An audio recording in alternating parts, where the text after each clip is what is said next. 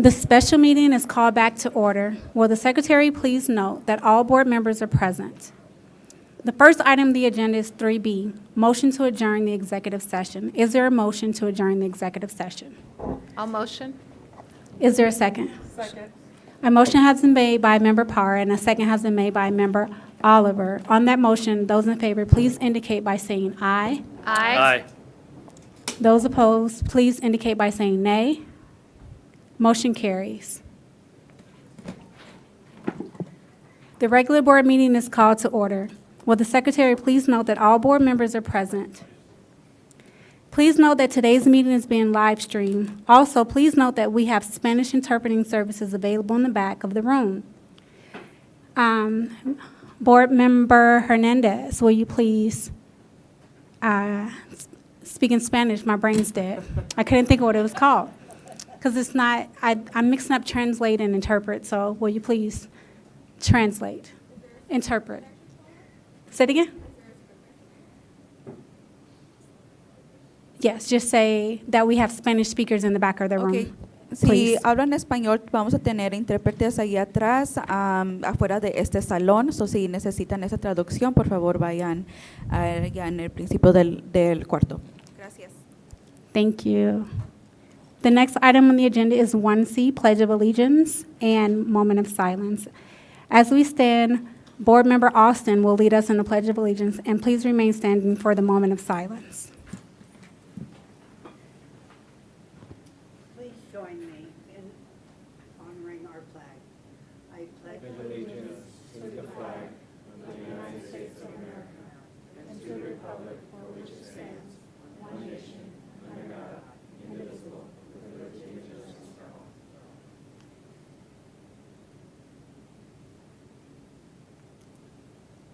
Thank you.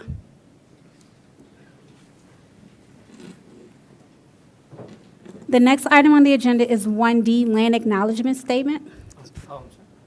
Will you go back?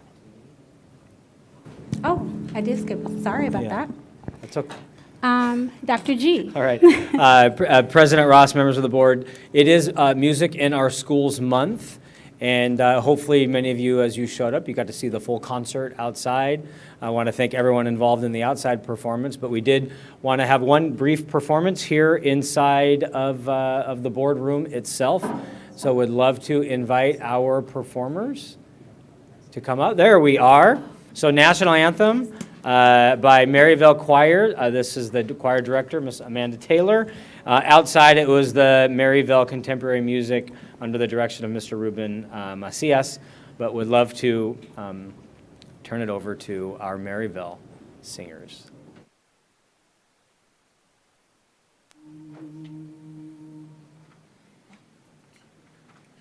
Oh, say, can you see by the dawn's early light what so proudly we hailed at the twilight's last gleaming, whose broad stripes and bright stars through the perilous fight o'er the ramparts we watched were so gallantly streaming, and the rocket's red glare, the bombs bursting in air, gave proof through the night that our flag was still there.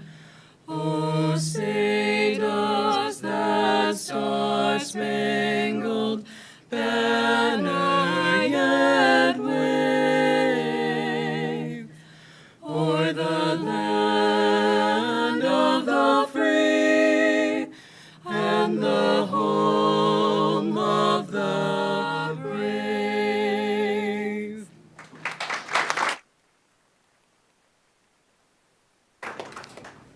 That was beautiful. Thank you.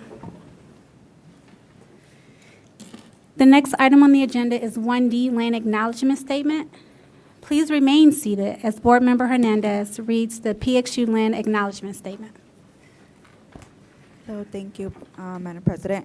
The Phoenix Union High School District is responsible for and committed to creating educational environments that prioritize the achievements of Native American students. We are committed to making their cultural identity visible by acknowledging that our school district resides upon the ancestral land of the original caretakers, the Hohokam, the ancestors of the Akimiautam, Ankh-Akimiautam, Tanoatam, and Akchin, and the sovereign nations are presently known as the Gila River Indian Community, Salt River Pima Maricopa Indian Community, and Tanoatam Nation and Akchin Indian Community. This formal acknowledgement is dedicated to the 22 sovereign nations of Arizona. PXU understands the importance of providing reparations through truth-telling. We recognize the historical injustices not traditionally taught in the classroom, and we are committed to practices prioritizing Native American knowledge, history, representation, and healing. We commit with an open mind to always respect the land, its histories, and its ancestors.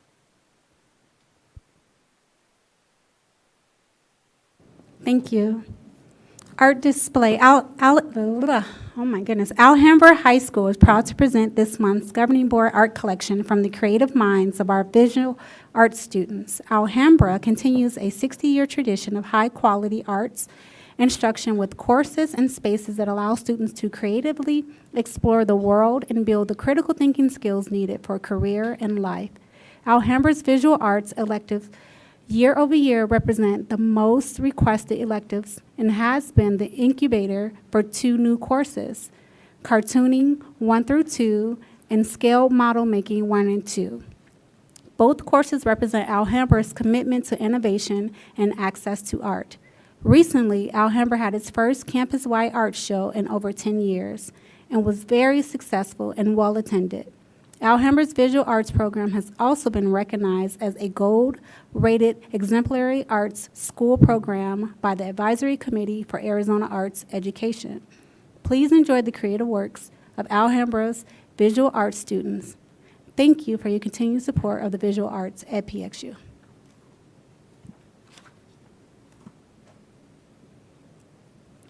The next item on the agenda is 2A, recognitions and accomplishments. Tonight, we will recognize the Phoenix Union Foundation for Education Awards winners. We will highlight our amazing class of 2023. Will Board Member Parra please state our first recognition? Thank you, Madam Chair. The Phoenix Union Foundation for Education recently held its annual gala at the George Washington Carver Museum and Cultural Center. The foundation celebrated Phoenix Union's Chief of Staff, our very own Isela Rivas, as the 2023 Alumna of the Year for the event. Isela, where did she go? Being a chief of staff is where she's at. For the past 27 years, Isela has served Phoenix Union students, families, and the broader community in countless ways. During the pandemic, Isela formed partnerships with state, county, and national leaders and organizations to be Phoenix's first provider of the vaccines to teachers, staff, and ultimately the broader community. Her leadership and dedication resulted in our community receiving over 70,000 vaccines. This work garnered a phone call from President Biden, and his administration looked to Phoenix Union as a national model in vaccine administration.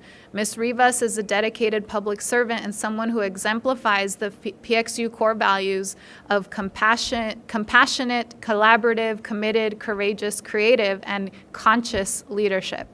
Please join us as we congratulate our incredible Chief of Staff, Ms. Isela Rivas, for being named the 2023 Alumna of the Year.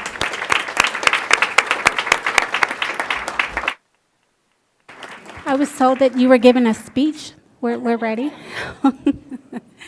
Thank you very much. It's well-deserved. Will Mr. Marquez please present your awardee? Yes, thanks, Madam President. The foundation recognized College Depot as the 2023 Friend of Phoenix Union. The award was received by Judy Reno and Megan Meyerson. Joining us tonight is Ms. Reno, College Depot's director, and unfortunately, Mr. Christopher Seidel, the associate director, was unable to join us tonight. But under their leadership, College Depot has served more than 25,500 people with college planning services. College Depot is a free, full-service college access center. It primarily serves Phoenix Union students, families, counselors, and staff. They offer mentoring support through the post-secondary process and one-on-one appointments to assist with all necessary steps to earn a college degree or apprenticeship. They host workshops for admission, financial aid, scholarships, and much more. College Depot supports counselors and staff with professional development training. Join us as we congratulate College Depot for being named the 2023 Friend of Phoenix Union.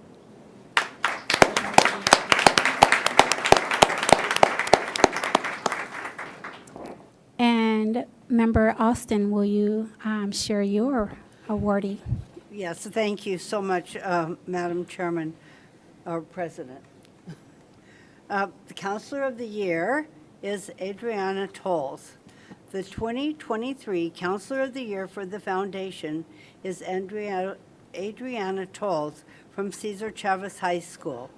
Ms. Tolles prides herself on knowing the needs of her students. She intentionally creates programs, safe spaces, and opportunities for her students to not only succeed in the classroom, but allow them to explore future possibilities. She always maintains a positive attitude and genuinely cares for the students. Her presence is so warm that you can feel the happiness and positivity when you enter her space. Her principal, Mr. Robert Grant, said, "She does not work from a place of necessity. She supports her students from a genuine place of care, and we are so grateful to have her at Cesar Chavez." Adriana goes out of her way to provide additional social and emotional services to all students at Chavez. She is a favorite staff member among students. Please join us as we congratulate Mrs. Adriana Tolles for being named the 2023 Counselor of the Year, and unfortunately, she's unable to be with us this evening. But when you run into her, tell her congratulations. Thank you.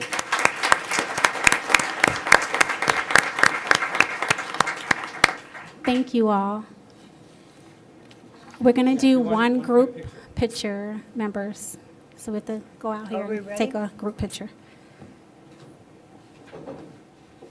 Before those? I guess. I don't know who's for. I don't know who's for either. Go for it.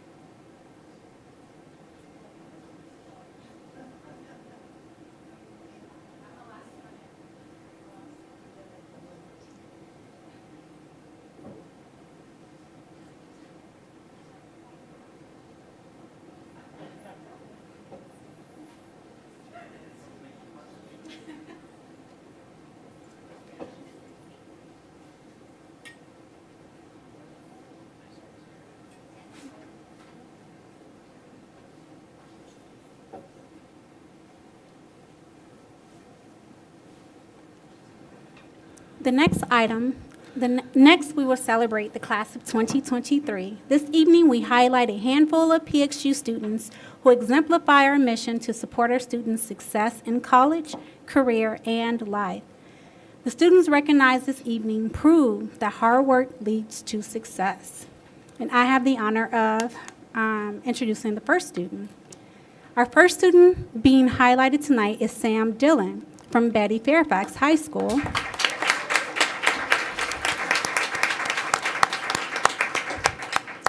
So now, Sam, you have to stand here and listen to me read things about you and try not to feel awkward, okay? Okay. He is a senior and the reigning Mr. Indian PXU. Sam is culturally grounded and a true leader who remains very active in the Native Youth Council at Fairfax. He is enrolled in both AP Honors and IB courses, which shows his commitment to his education and willingness to challenge himself intellectually. Sam hopes to attend the University of Chicago and study a STEM-related field, perhaps mathematics or physics. Join us as we celebrate Sam Dillon as one of our 2023 graduates.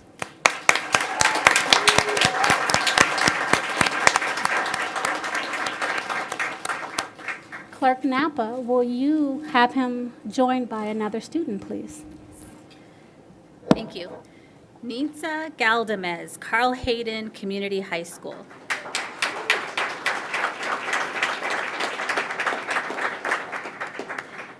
Nitza Galdamez is a Carl Hayden Community High School senior born and raised in Phoenix.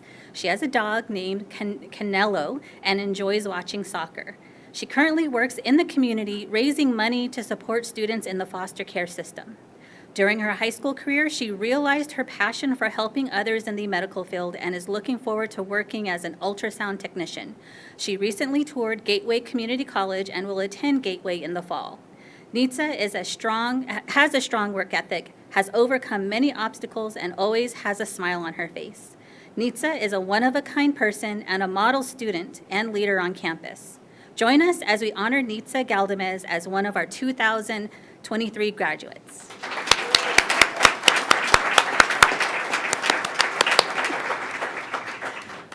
Board Member Oliver, will you call down our next contestant? one more. Oh, you have one more? You have two. I have two. Thank you, Madam President.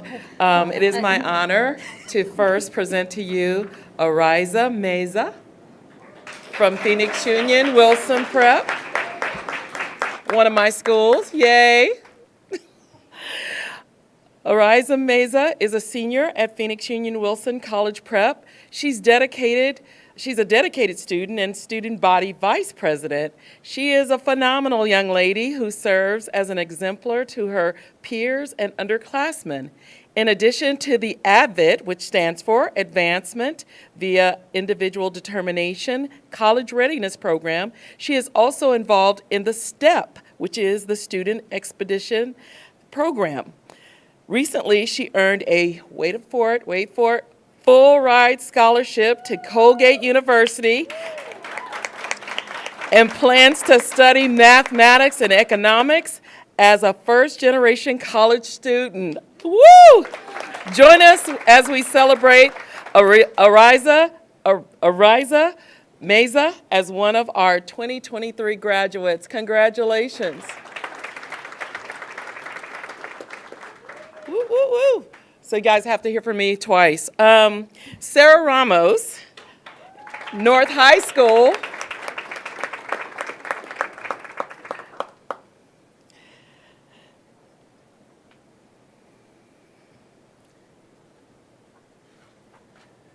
Sarah is a senior at North High School in the International Baccalaureate program.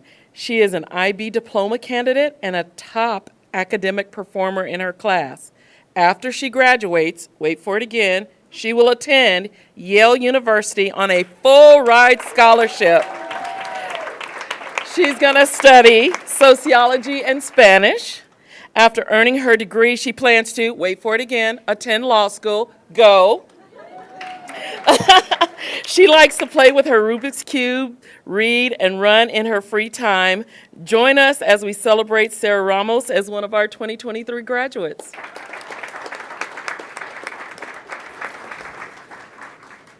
Member Napa, you have another student. Yes, I do. Thank you. Samuel Lee, Franklin Police and Fire High School.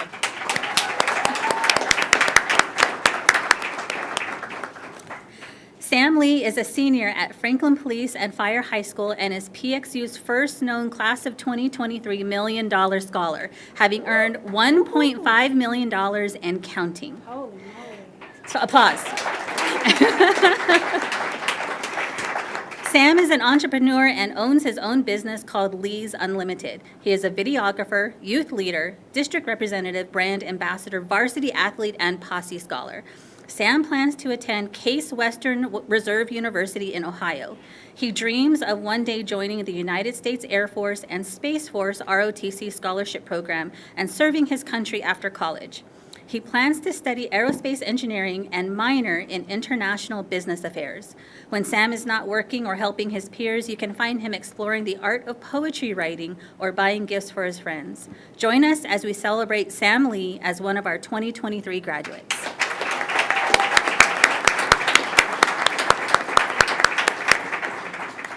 Member Hernandez, you have a student as well. For my student, it's Sakayo Morishu. He's a senior at Trevor Brown. He is a senior at Trevor Brown High School and an active member of his high school community. His favorite thing about Trevor Brown is the sense of community. When asked about his teachers, Sakayo said, "I don't think I would be in the position I am today if it weren't for my teachers. My teachers have always supported me through my studies, going above and beyond to ensure that I learn and ultimately achieve my goals." Sakayo was accepted to Washington University in St. Louis and plans to study computer science with a minor in biology. He ultimately wants to study medicine so he can help people. Join us as we celebrate Sakayo Morishu as one of the 2023 graduates.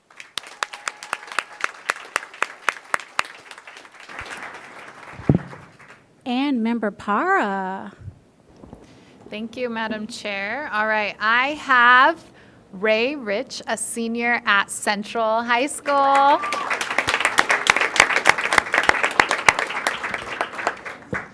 Ray serves as student body president. She works hard to create a welcoming environment at Central every day.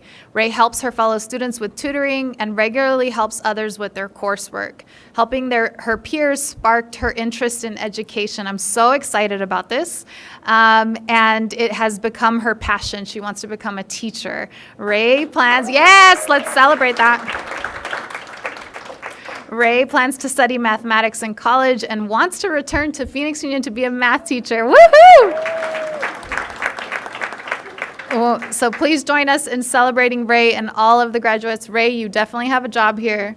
So go get it and come back. Fantastic job, all of you all. Members, can we gather for a photo, please?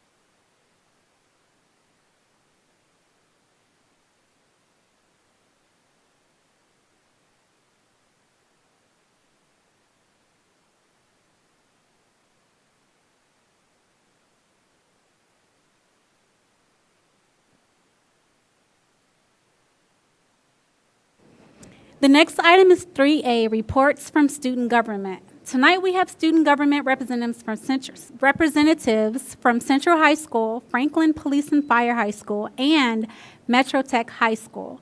Our student government representative this evening will highlight their schools in this order. Zara, and I do not want to chop up Zara's last name, so I'm going to just say your first name. I don't. Thank you for being understanding. Thank you. Ray Rich from Central, Cynthia Valencia from Franklin, Jose Garcia Diaz, Luna Geronimo Guerra. Why can't I don't know? I'm going to blame my retainer that I can't talk tonight. And Aranda. Oh my goodness, I hate chopping up people's names, and so if I chop up your name, please, please, please forgive me. I'm so sorry. From Metro Tech High. Thank you. As you can see in front of you, this is our Stugo. These are some of our main events that we do. We run all the assemblies at school along with the blood drives. We host about 4 blood drives a year. Our next upcoming event is our spring assembly, where we will be highlighting all of our spring sports. That should be sometime next month. Next thing, as you can see here, this is some of our student government kids within Canto Elementary's Student Council. Our goal with them is to build peer mentorship, and actually some of the Central High School student government will be going to their next board meeting to talk to them to see how they can advance the mentorship system that we have with them. And this year, we received a generous donation from our Gen Youth and Dairy Council. They provided us with a healthy food cart to promote student breakfast and lunches on campus. And the paper you guys all have in front of you is our Central Marketing Organizational Chart. Now, I want to highlight some of these roles that we have under here. We have our Vice President of Human Resources, Purchasing, Research, Logistics, and the list goes on and on.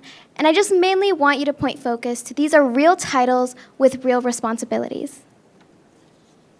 And unlike other student stores, students truly run the show. They manage everything from scheduling, purchasing, pricing, sales tracking, inventory, and a robust human resources. This is a unique opportunity for students to really gain those real-life experiences to help them be successful in their future endeavors. And our new business line is our manufacturing group. And they're in charge of designing and purchasing and producing student merch, and often it's at no cost to students. The merch that you guys have with you are gifted by our very own manufacturing group. And our group really embodies our 3 goals of marketing. 1, have fun. 2, practice real-world business skills. And 3, help the community. I can tell you guys from personal experience being in Stugo that marketing does a lot for this campus. They collaborate a lot with student government. We do a ton of events together. Student government is able to get the spirit up. Meanwhile, marketing is able to bring those real world experiences, those promotions, having a professional that works with them. They're really able to make school a better place. Along with that, we have our clubs. Marketing along with Stugo collaborate a lot with the clubs. Student government, of course, is in charge of the money. We try to get as much of it back to our clubs as we can. It usually stems from them being able to go on trips, doing different activities that they host for the school themselves. Meanwhile, marketing works on the promotion. Throughout the year, they achieve mass recruitment for all of our clubs. And in front of you is Club Rush.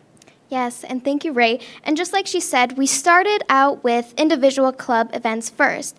And now we've promoted to all clubs, and we're representing all clubs, and we're providing professional recruitment and promotion efforts. In front of you is our sports. We are currently in our spring sports season along with all the other schools in this Phoenix Union High School district. Our spring sports session includes tennis, boys volleyball, track and field, softball, and baseball, and we wish them all the best of luck this season. Yeah, and as you can see, this is what marketing does for our sports. And in fact, April 7th, we have our very own Spring Sports Recruitment Carnival that we do every year that we're looking really forward to. And if you see over here, we are definitely not artists, but we produce art galleries. and events for our visual arts programs. And tomorrow, March 3rd, we have our very own visual arts gallery showcasing ceramics, digital and traditional photography, drawing and painting, and exploration of art. In front of you is our performing arts. We have many things both coming up and in the past. Coming up, we have both a choir and a guitar concert happening this month that we hope you guys come to and enjoy. And also, I just want to highlight that last month, Central hosted the 2023 Regional Band, which was really a blast for all of our kids on campus. Yeah, and marketing does something very similar as we do with our other art programs. We're not dancers, but look at that crowd. We help produce that crowd, and April 21st, marketing is collaborating with our dance team, and we're hosting a Dancing Under the Stars event. Moving on to our CTE programs, we have our engineering. In the past, we've had a dunk tank where we collaborated and we did a teacher dunk tank event. And our most current project, we're working on a new stage. Now, again, this is all student run from the start to the end, and it's going to be right in front of our student store. We want to emphasize that our student store is not somewhere where you can just go and buy snacks, but a place for students to connect and mingle with each other. Our manager of venue operations is ensuring that the stage is for everyone, including our performing arts groups like guitar and choir, as well as an area of political free speech for students to fully express themselves. And continuing on with the CTE programs, we have our sports medicine program, really works with Fitness Fridays, Mental Health Mondays, Wellness Wednesdays, and we've collaborated on our annual Haunted Hospital in collaboration with Stugo, Sports Med, Drama, and Marketing. Although you heard about our other CTE programs, the largest CTE program at Central is Culinary, which I personally am a part of. Culinary just got a new state-of-the-art kitchen 2 years ago that is absolutely beautiful, and we use it to its full ability. We have a catering company that's actually run through there. Along with that, Culinary collaborates a lot with marketing throughout the year. They do a ton of different events. These include having a coffee shop that students are able to go to in the morning and get a coffee. They have also done chocolate-covered strawberries for Valentine's Day and cake pops for the winter holidays. And as you can see here, our next CTE program is graphic design, and we've worked with graphic design on teacher appreciation buttons, and right in the middle is our very own marketing logo, as well as our Culture Day logo that we did last year. And again, emphasizing this is all student run. From the start to the end, students design, they produce, and their final product help promote for our events and other student organizations on campus. Central High School Stugo actually just held one of our largest events of the year, and this is the Central High School CBT Dance. This is an event where we invite all the CBT kids from every single school across the district. We invite them to come to Central for a fun day of dancing and activities. This was an absolutely great event this year. We had a mass amount of turnout. It was fantastic, and Central High School Stugo can't wait as a whole to actually do it again next year and every year going forward. I loved the event. We were there, and it was amazing. Everyone was laughing and having a blast. And within our own community and within our own school, we work with students with intellectual disabilities, and we provide grams, and it's a good opportunity for them to engage in the general student population, and I just know it's a really rewarding experience.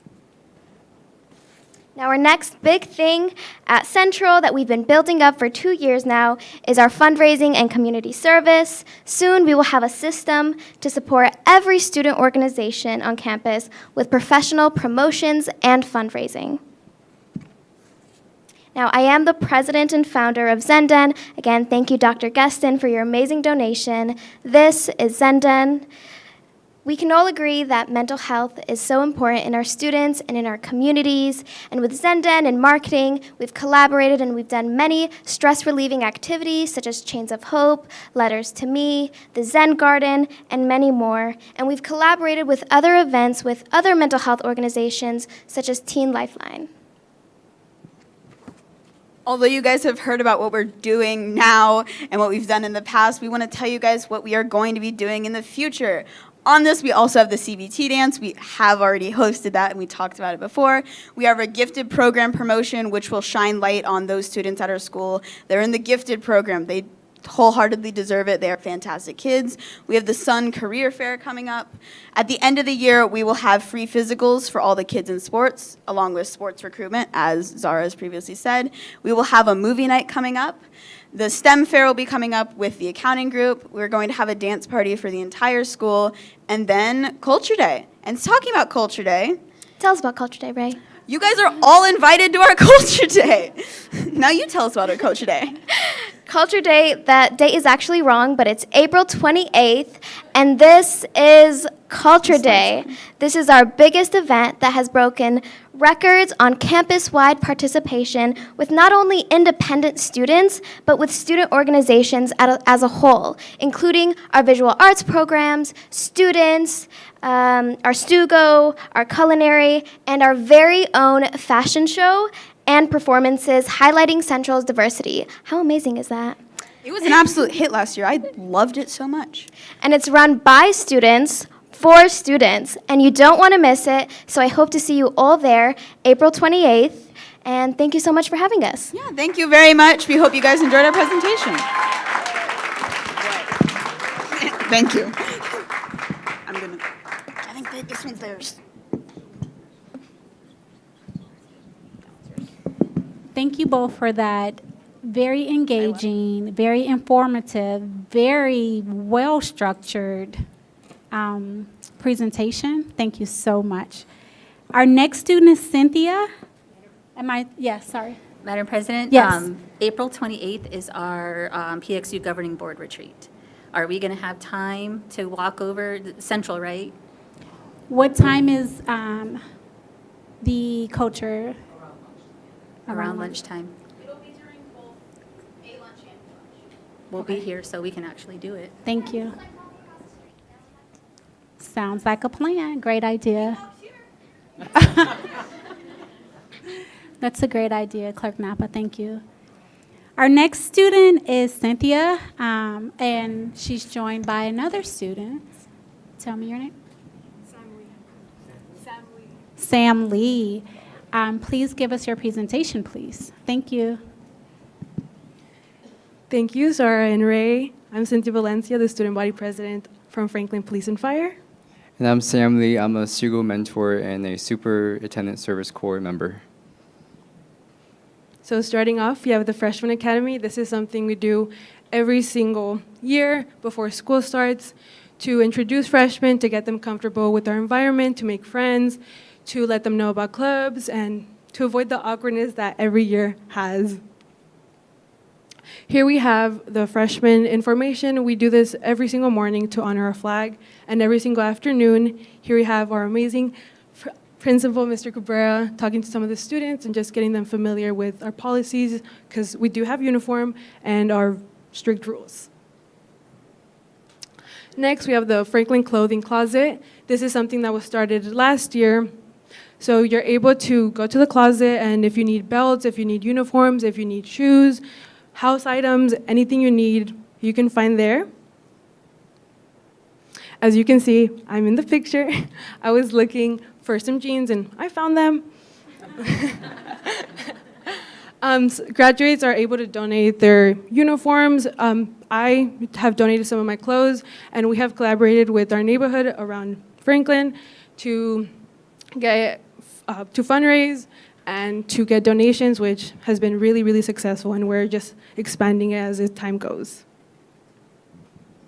Okay, so up next, our wonderful principal, Mr. Cabela. He was awarded the MCSO award this year. The MCSO is a partnership with Phoenix, and Franklin Partnership partnered with them this year. Mr. Cabela's dedication with MCSO has showed so much improvement in students, the students on this campus, and even the staff that the students at Franklin are dedicated to serve after high school. MCSO allows us to collaborate with them, work out with them, and do ride-alongs with them, so it's like a really great opportunity. Okay, so this is my favorite event of the year, the Franklin Community Fair. Because Franklin is so small, the Franklin Community Fair is when we partner up with residents, small businesses, organizations from the government to come to our school and make a community fair. As you can see, a student from our school, as you can see in that picture, the bubble machines, he had that at home. He just brought it out for the community fair for the kids to have fun in it. It was a wonderful, wonderful gift from us. I remember getting my shoes soaking wet. It was very cold that day.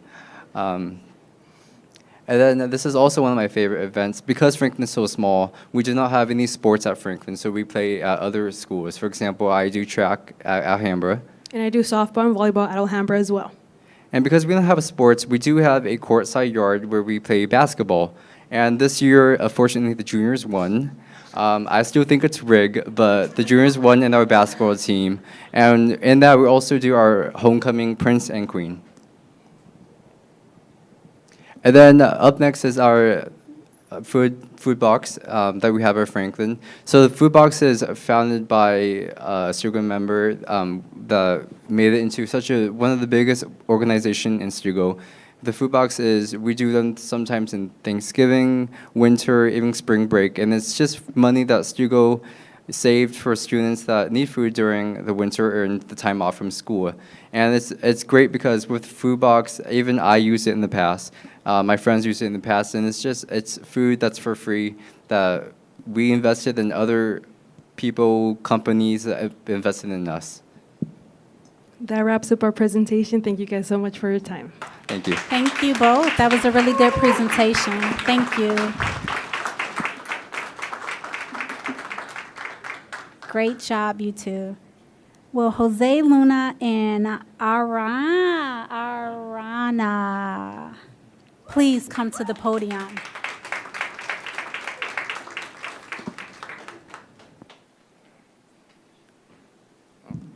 I don't really know how to work the remote, so which button is the one? The arrows. Okay. Okay, thank you so much. My name is Jose Garcia.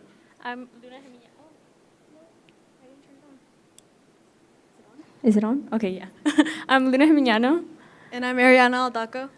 And I am the student body president of Metro Tech High School. I'm student body vice president. And I'm student body spirit coordinator. And we're going to tell you a little bit about our school, our amazing campus. So this is our Stugo. So before we go into everything that we do, we just want to show you guys who we are. From the first slide, this is us. We won Best Dressed at the Spirit Conference hosted by Maryvale. So we definitely are one of the best looking here in our district. As well as us participating in our state conference hosted by Mojave High School in Bullhead City, Arizona. It was really fun. We were immersed in a lot of leadership activities with other fellow leaders in Arizona, and we really just created connections with other students, and it just really shows how important the youth is here in Arizona, but also around the world, and how big of a change we can make. And then our ACE mentorship program was launched this January, and it will continuously meet on Thursdays through this entire April. This is a free after-school program for students interested in careers within architecture, construction, or engineering. Metro Tech was honored as one of the ACE Mentors' 3 longest established school sites, and we were presented with a $6,000 check. We have accomplished hosting our fall and winter spirit and sports assemblies where we were able to play games and highlight our athletes' accomplishments throughout the year. We also had a lot of fun creating a well-spirited and lighthearted environment in our community. At Metro Tech, our Spirit Weeks have been a huge success as we are being more capable of innovating new ideas so we're not repetitive, but also making Spirit Weeks a lot more fun.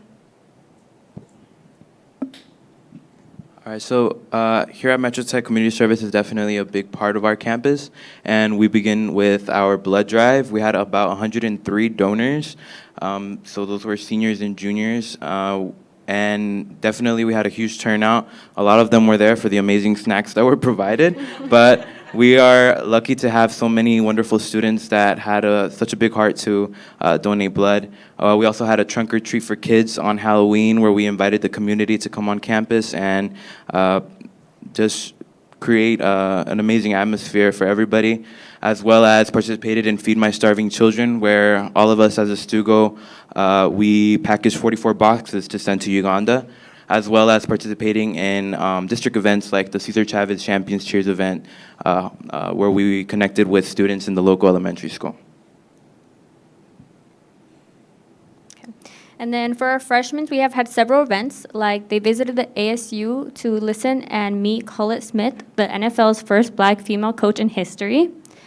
In this event, they also worked on their resume, and they began to get college ready and hearing testimonials from current students.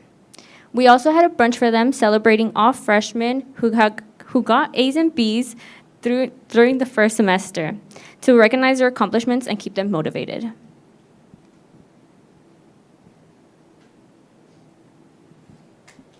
This year, our BSU really hit their mark throughout their campus. They hosted their annual soul food fundraiser, which the food was made by our culinary program. They also hosted their first ever Black History Month Spirit Week, as well as celebrated Black History Month. But they also hosted events like the Uplift event and Say No to the N-Word. So our weightlifting club here at Metro Tech is pretty big. 22 schools competed Saturday at our Arizona weightlifting championship, and our Metro Tech boys and girls won second place. This club isn't just about physical strength, but definitely emotional strength. The support that these members have for each other is crazy, and it also is spread around in our beautiful campus as well. With sports, we have celebrated Hispanic Heritage Month during volleyball games by collaborating with Mecha to decorate the gym with different Hispanic country flags. We have also celebrated the Pink Out game to support volleyball and breast cancer. Our boys soccer went to state tournament and won second place this year. We had senior nights for girls soccer team and boys basketball, where we collaborated with Franklin to celebrate JC at his final game. Solara Gubara has been recognized as the 2023 Arizona African Legislative Leadership Unsung Hero Award. She has came through her senior year maintaining a 4.7 weighted GPA while excelling in the nursing program offered at Metro Tech. She has also been a huge part in our community, being involved in clubs like the Science National Honor Society, HOSA, and STEP. So Metro Tech is constantly trying to keep the spirit alive on campus, and we just wanted to share a couple of our upcoming events. Maybe you guys can come to them as well. So for the first time ever, Metro Tech is hosting a Make-A-Wish Week. This has been a plan that I've had since my freshman year of high school, but definitely there's been some disturbances, maybe a major pandemic.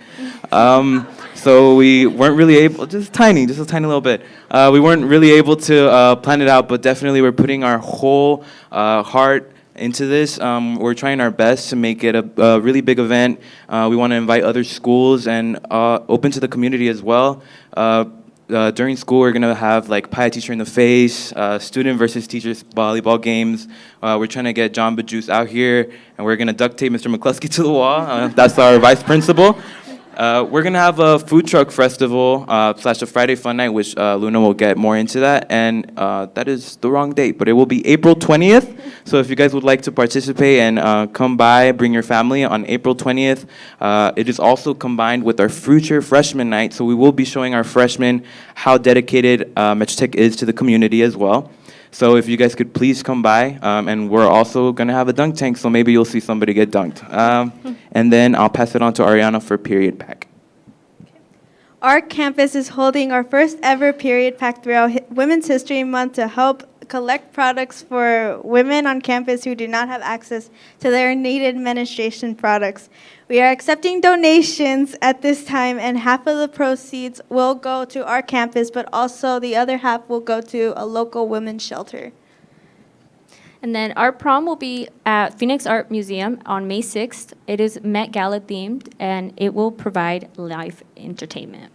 And then for our Friday Fun Night, it's basically an event where we get our community to enjoy live entertainments, food trucks, and club stands. That was all for Metro Tech. Thank you so much.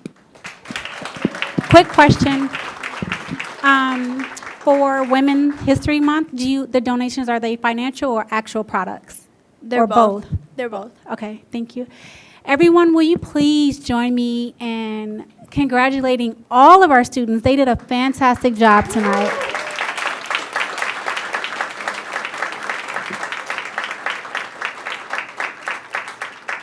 It is not easy to get up here and talk in front of a room full of strangers, and they all just did it like they've been doing it for years. So great job, you all. Thank you. The next item is 3B, reports from employee organization. Dr. Coleman from CTA.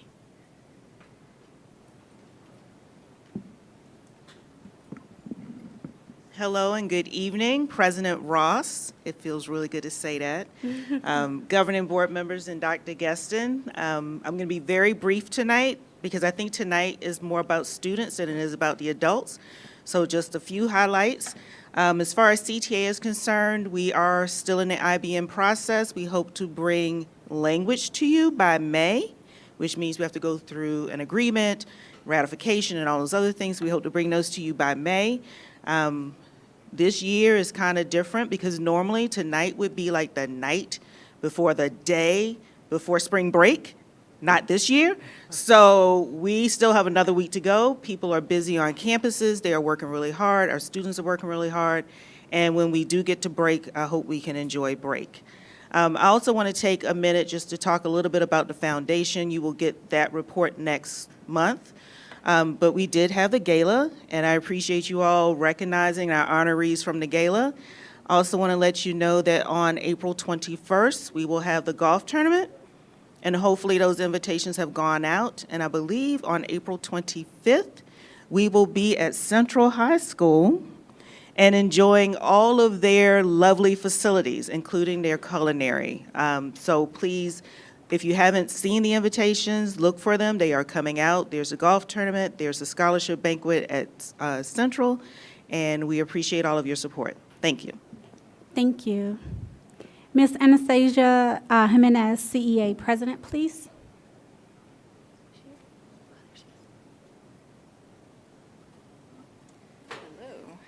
Hello, good evening, everybody. Just to clarify, I realize that every month I either say Anastasia or Anastasia, so just. Anastasia, kind of like there's a C in there, but there's not. I'll do better Jimenez, next time. Thank you, appreciate it. All right, so I don't have too much, but I do actually have some celebrations that I want to make aware. So again, thank you for having me, and again, thank you for making space for our associations to share with you what we're doing. So some exciting updates. So one, like you heard, as far as IBN, so something that is part of that as well as those contracts. So contracts came out, and those are in full swing of being accepted. So, so thank you for approving those. We've been pushing for folks to get those signed as soon as possible. So I just wanted to say a special thank you to our talent division for getting those updated, adjusted, and assisting our classified staff in signing those.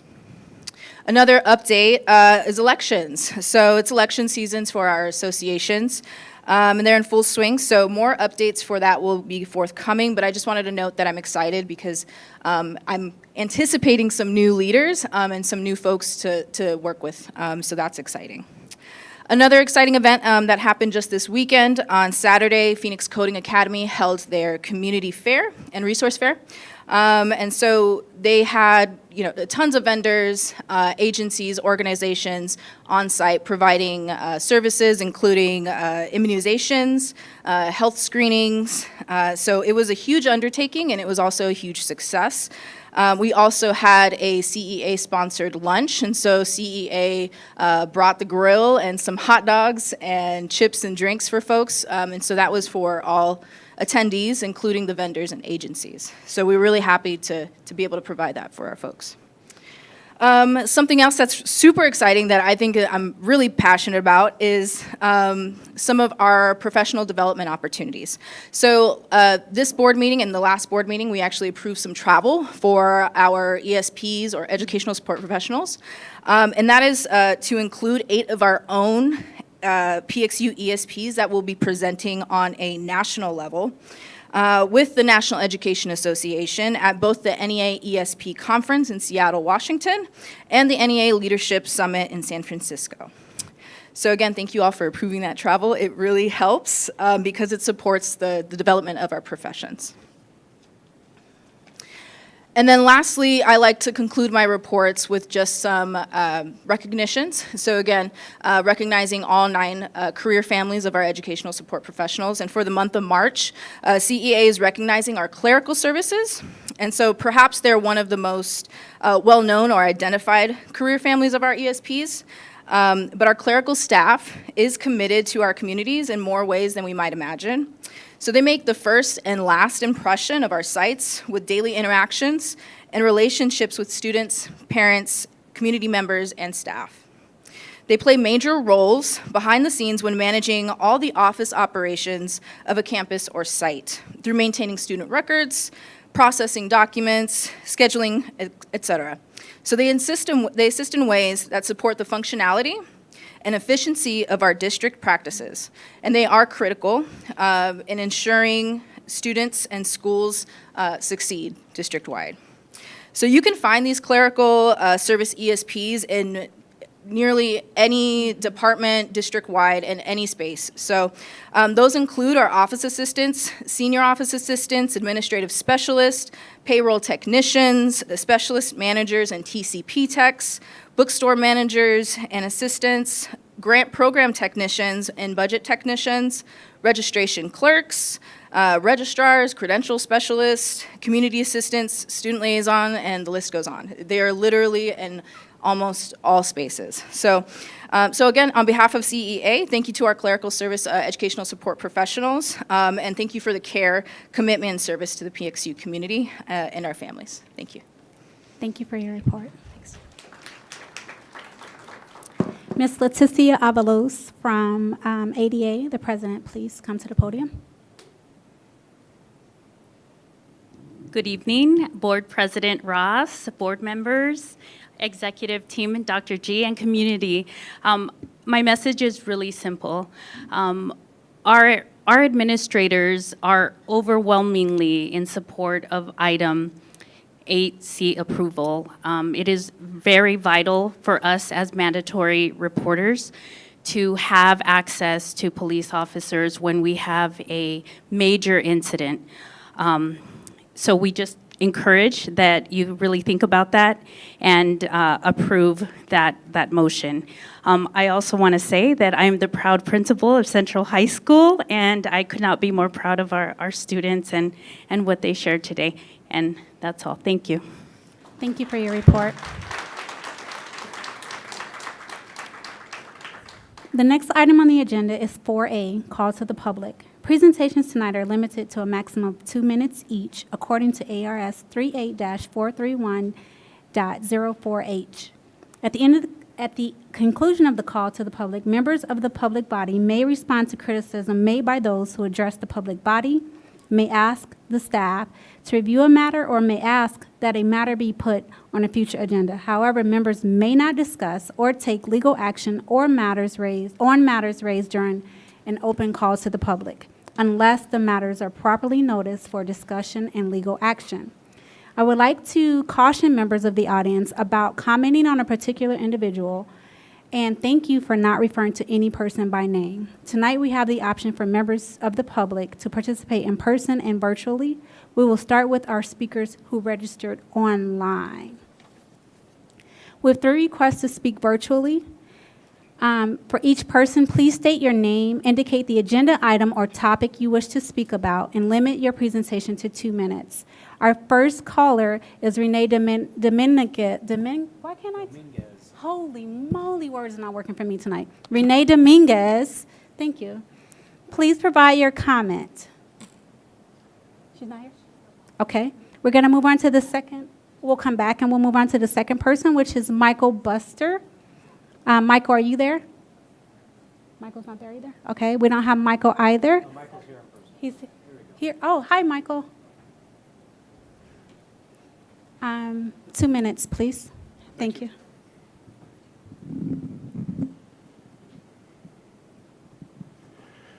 So I'm coming for basically the same issues I've come the last couple of times. I don't know, it's really hard to like not get emotional talking about it because it's gotten really, really bad and it still remains bad. Just scores of kids wandering our halls, our security knowing they can do very little than just herd them somewhere else. I've had more than one teacher say that they feel safe and this is a liability issue for the district if they don't get more creative and concrete with how they give kids consequences. This is year 10 that I've been in the district. This isn't to toot my own horn, but just to give you an idea of where I'm coming from. I came to this district and I've only wanted to teach on-level classes. I've never wanted an honors or an AP class. I've wanted all on level. I want the students who statistically are not supposed to do well, who are less likely to get recognized here for different awards ceremonies and things like that. That's all I've ever wanted. So when I see them and their needs not being met, when I see the kids who definitely aren't getting the support at home that they need, come to our schools and not get consequences that they can actually learn from, it's not only frustrating, but it breaks my heart, and at different points, we feel extremely unsafe, even just to tell students as politely as possible to head to their class when 8 of them congregate in a circle in our halls in the middle of class. We need you. We need our admin to have more options, more creativity. It's very, very hard to teach when people interrupt every 5 minutes entering your room. Thank you. Thank you. Our next caller is Thomas Navarro. Is he on the line? Thomas, can you hear us? And I'm here, Madam President. Can you hear me? Yes, we can hear you. You have 2 minutes, please. Good evening, Madam President, members of the board, and Dr. Getson. I'm Tom Navarro. I work as a counselor at Cesar Chavez High School. I'm a 29-year veteran of the district, and recently I've been working as a member of the governing board's School Safety Committee. We're scheduled to wrap up our work with the committee towards the end of this month. As we do, though, I've realized that what's been overlooked is the fact that the current school safety model, the off-duty officer model, is set to expire at the end of this month on March 31st. Now, that's a concern because if we don't extend the current school safety model, then schools within our district are going to be operating without a safety model. And I don't consider having to dial 911 or the Crime Stop number an effective school safety model. And operating without an effective school safety model for the amount of time it's going to take to implement the new safety model is, I'm sure, unacceptable to all of us. Therefore, I'm relieved to see that one of the board items being discussed tonight is the approval of an extension of the City of Phoenix as an approved vendor for off-duty police officers. I'm relieved to see that someone's thinking in the right direction. Therefore, I advocate for our governing board to approve this action and to extend the current off-duty officer model until the new safety model can be finalized and put into place. Please allow us to finish our year with the current safety model that's been in place for almost 3 years now. It's the one that makes most sense and the one that provides for the most continuity and familiarity for all stakeholders. So, Madam President, members of the board, and Dr. Getson, I thank you for your time and bid you a good evening. Thank you for your comments. At this time, I will ask Clerk Napa to read us the blue cards those are the people who are going to call to the public in person. Right. Clerk Napa. Please state your name, indicate the agenda item or topic you wish to speak about, and limit your presentation to 2 minutes. Michelle Ruiz.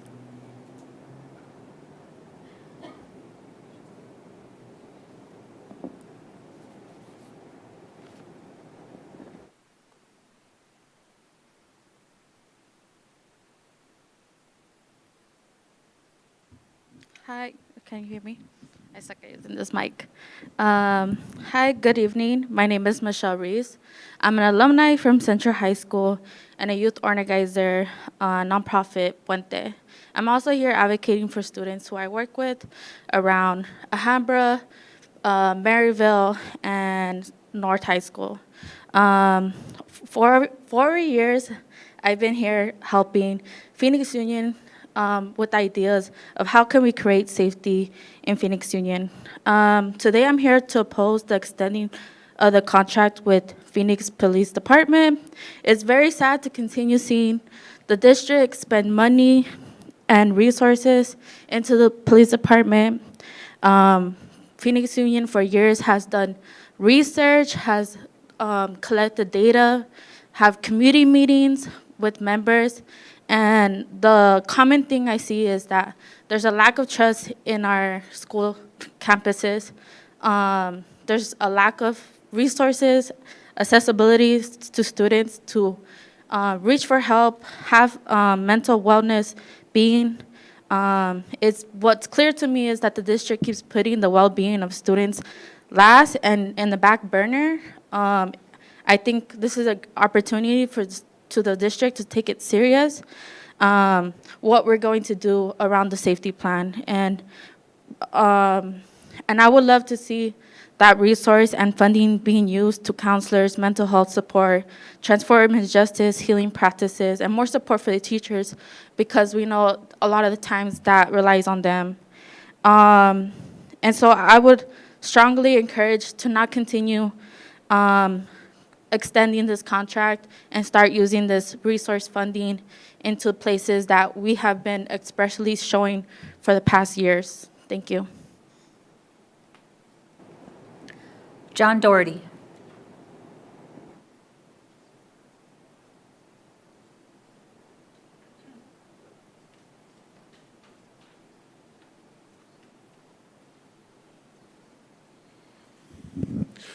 Good evening, President Ross, Superintendent Guston, members of the board, executive team, and community members of Phoenix Union. I rise here this evening before you as the principal of Maryville High School.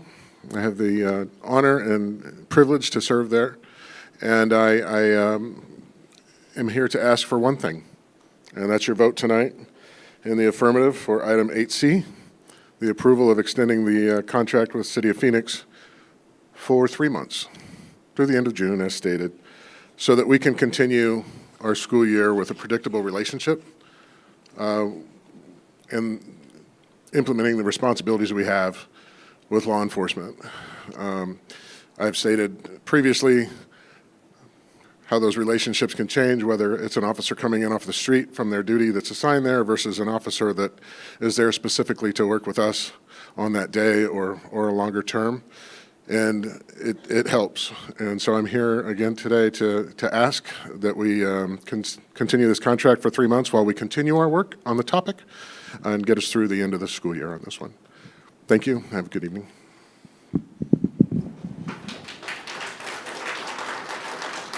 Jaden Huerta.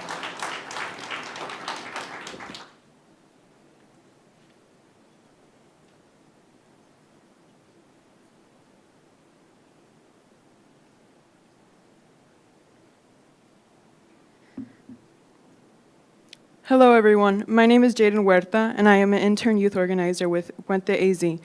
I am commenting on agenda item 8C. I have been attending Phoenix Union Safety Community Listening Sessions, and I've noticed a few common themes throughout the past few sessions. Community members have agreed that cops do not mean safety, that the community wants more emotional, educational, and health resources available instead of police, that the community finds the current safety environment to be overall intimidating, and the police presence only fuels intimidation and fear. Our students shouldn't have to feel intimidated by simply going to school. We already know that the police only pushes to criminalize students. Students do not feel as respected. They feel criminalized and categorized. The renewal of the contract will only continue and deepen the isolation students feel. I urge you all to vote no on the renewal of the contract with Phoenix Police Department and instead to reallocate the funds and resources we really need, what the community has really been asking for. We want more emotional and academic counselors, mental health workers, nurses, food programs, and family participation and language accessibility. Remember that you are responsible for the development of the students. What good does shoving them further into the school to prison pipeline do for them? Thank you.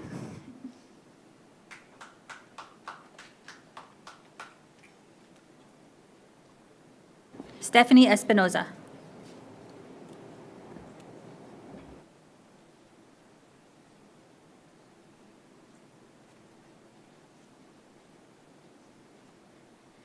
Good evening, everyone. I'm here to comment on item 8C. My name is Stephanie Espinosa, and I'm a community organizer with Poder in Action and former PXU student. I'm here as our organization, alongside others joining us tonight, has been working to create safety in PXU schools since 2018. So tonight we are here to oppose extending this contract with Phoenix Police Department, since PXU has not provided an MOU or vendor agreement that governs the use of off-duty officers. We cannot keep moving forward with this contract because there is no indication that Phoenix Police Department is in any way accountable to this district. We are spending $650,000 per year without a plan, without oversight, and without identified responsibilities or duties. Continuing to extend this contract prevents us from getting serious about our school safety and allows us to keep kicking our responsibilities down the road without any urgency to collect data on safety. I strongly encourage this board tonight to vote no on extending any off-duty contracts with Phoenix Police Department. Thank you. Eric Kemp.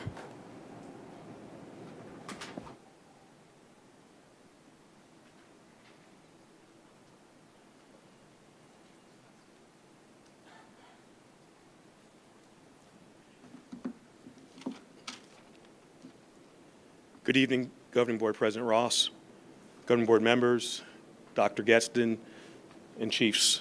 My name is Eric Kemp. I am the proud principal of Lindenborough Educational Academy for 6 years. I've been a veteran administrator in this district for 16. As Leticia Avalos and John Doherty said, I too am in favor of AC. But the reason I'm here tonight is to give a quick recap on Black History Month events. But before I do that, I do want to take a moment to recognize the loss of a pillar in our community, that is the late and honorable Mel Hanna, who was a champion for many things related to education in our community. We lost him on January 8th, 2023. For over 20 years, Mel Hanna has directly invited Phoenix Union to participate in the legislative events at the Capitol, which culminate with the youth events on Friday of that week. When he asked me to chair the youth and the education pillar, I could not say no, and it was my honor to help organize that event. I do want to give a special thanks to Director Laura Tejas, who at the last minute made sure that we had over 200 chairs and tables so that over 400 some students could have their lunch on the lawn. I also want to take the opportunity to thank Academies at South Mountain Principal, Mr. Brian Fair, and also Alhambra High School Assistant Principal Wendy Trevelyan, because they, alongside with me, helped facilitate some of the youth breakout sessions on that day. And we had many students that stepped up on that day. I don't have time to recognize all of them, but I do want to recognize Betty Fairfax student Surrender Evans, who sang the Black National Anthem, and also want to recognize a student from Linda Abril, Fatima Tovar, who led the Pledge of Allegiance in front of our governor. It was a fantastic and an amazing day. Phoenix Union truly shined, and we hope to do that again next year. Thank you. Julio Rubio.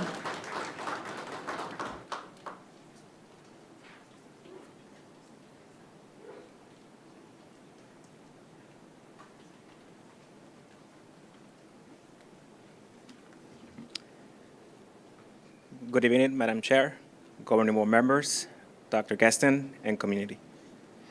My name is Dr. Julio Rubio, and as principal of Carr-Hayden Community High School, I understand the importance of including all voices and perspectives of the different members of my school community when decisions are being made that affect the safety of our community. Tonight, I will be speaking on behalf of the more than 30 Carr-Hayden families that regularly attend our monthly cafecitos. Our families often do not have the luxury of time to attend lesson sessions, safety committee meetings, or board meetings because they have to take care of their families. But they are committing once a month to attend our cafecitos because we have created a strong community. My families asked me to be their voice and to share their thoughts on what safety means and what our schools need to ensure our communities are safe. I urge you to listen to what our parents are sharing as you make recommendations and decisions regarding our district safety plan tonight. As part of PXU safety plan, we need to increase the number of safety assistants in our campuses that are well-trained and qualified to keep our students safe and increase support for our teachers in the classroom. We need to review our current student handbook to ensure that students are involved in discipline issues, receive the proper social emotional support, but also assign proper consequences. PXU needs to provide our parents with training and classes on how to support their students and our school with issues related with drugs, violence, and other major issues so that we all work together as a community. We need to have a dedicated off-duty school police officer that is well-trained to work with our students and to help keep our community safe and to be ready to support when major safety incidents happen in our community.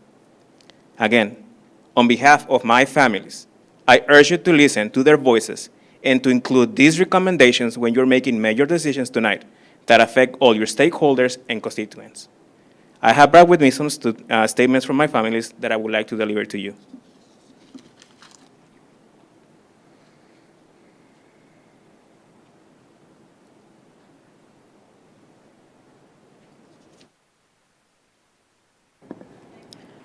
Luke Black.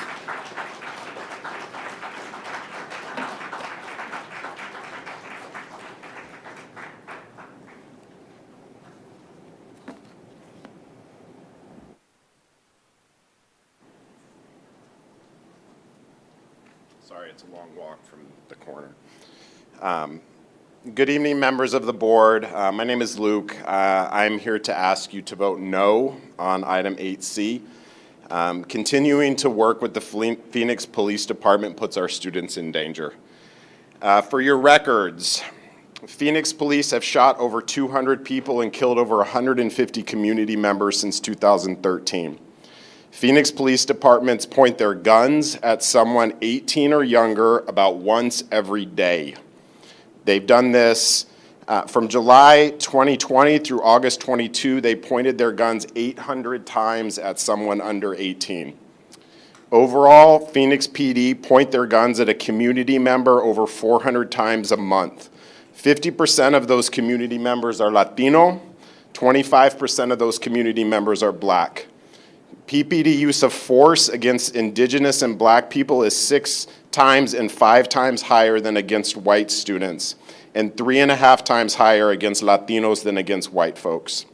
Since 2010, 68% of officer-involved shootings have happened in neighborhoods that are majority residents of color, which I'll remind you is the majority of our schools and their communities. Phoenix PD are currently under investigation by the Department of Justice for violence against youth, fabricating charges and falsifying investigations, and violating Arizona's constitutional rights. In the last week alone, Phoenix PD have killed 3 people. We cannot trust this department with our safety for our students or our teachers or our staff. It is time to break up with Phoenix PD. We have so many better options, so many great folks already in our safety teams that are creating safety for our schools. We do not need this relationship with this violent police department. Please vote no on 8C. Thank you. Cynthia Diaz.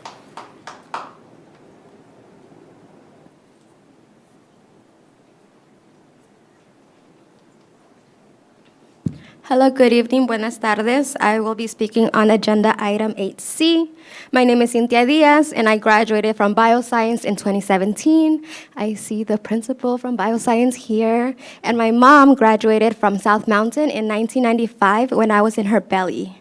So technically, I still went to South Mountain too. I now work as a community organizer with the American Civil Liberties Union of Arizona. One of our campaign goals is to end criminalization on young people, and this is why we have been working in this district since 2018 alongside Puente and Poder en Action. We oppose extending this contract with Phoenix Police Department. In June 2020, the ACLU of Arizona sent this district a letter that states the harm of having police present in schools, especially for immigrant families. Before renewing with PP with the police department, we are demanding that this district provides the MOU or vendor agreement that governs the use of off-duty officers.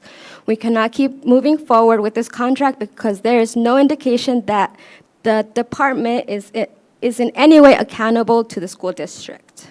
Why we need off-duty police remained unclear. Phoenix Union High School District has not identified how off-duty officers are being used to fulfill mandatory reporting requirements, mitigate threats, or even what roles the officers play in keeping our community safe at larger events.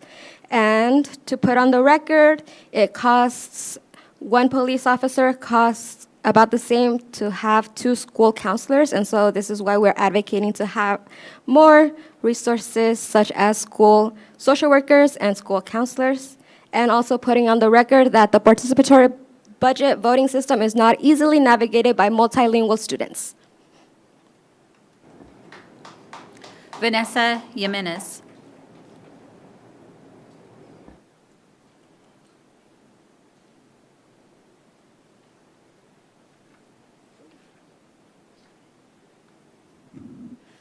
Good evening, President Ross, Governing Board leadership, and my lovely PXU committee. I'm Vanessa Jimenez. I've lived in the North High area for about 30 years and have been in the district as an employee for 27.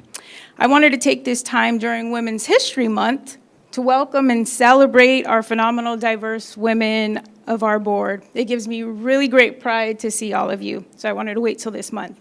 I could speak to safety all day. You guys know me. It saddens me that my colleagues have to now be experts in weapons and drugs and trafficking. Saddens me, but that's not why I'm here tonight.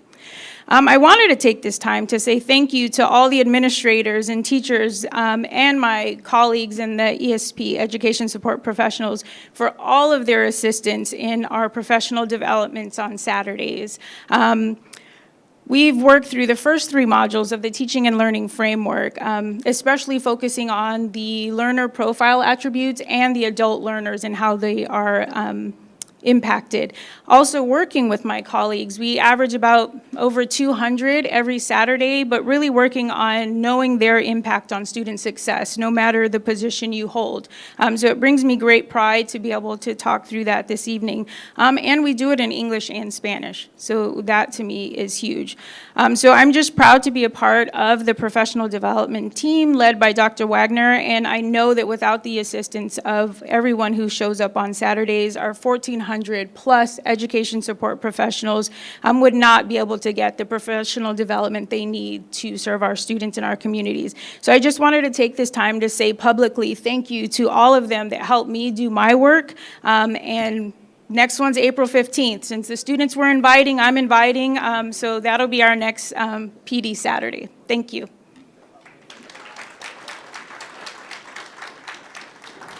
Vanessa Casillas. Casillas? Casillas, thank you. Casillas.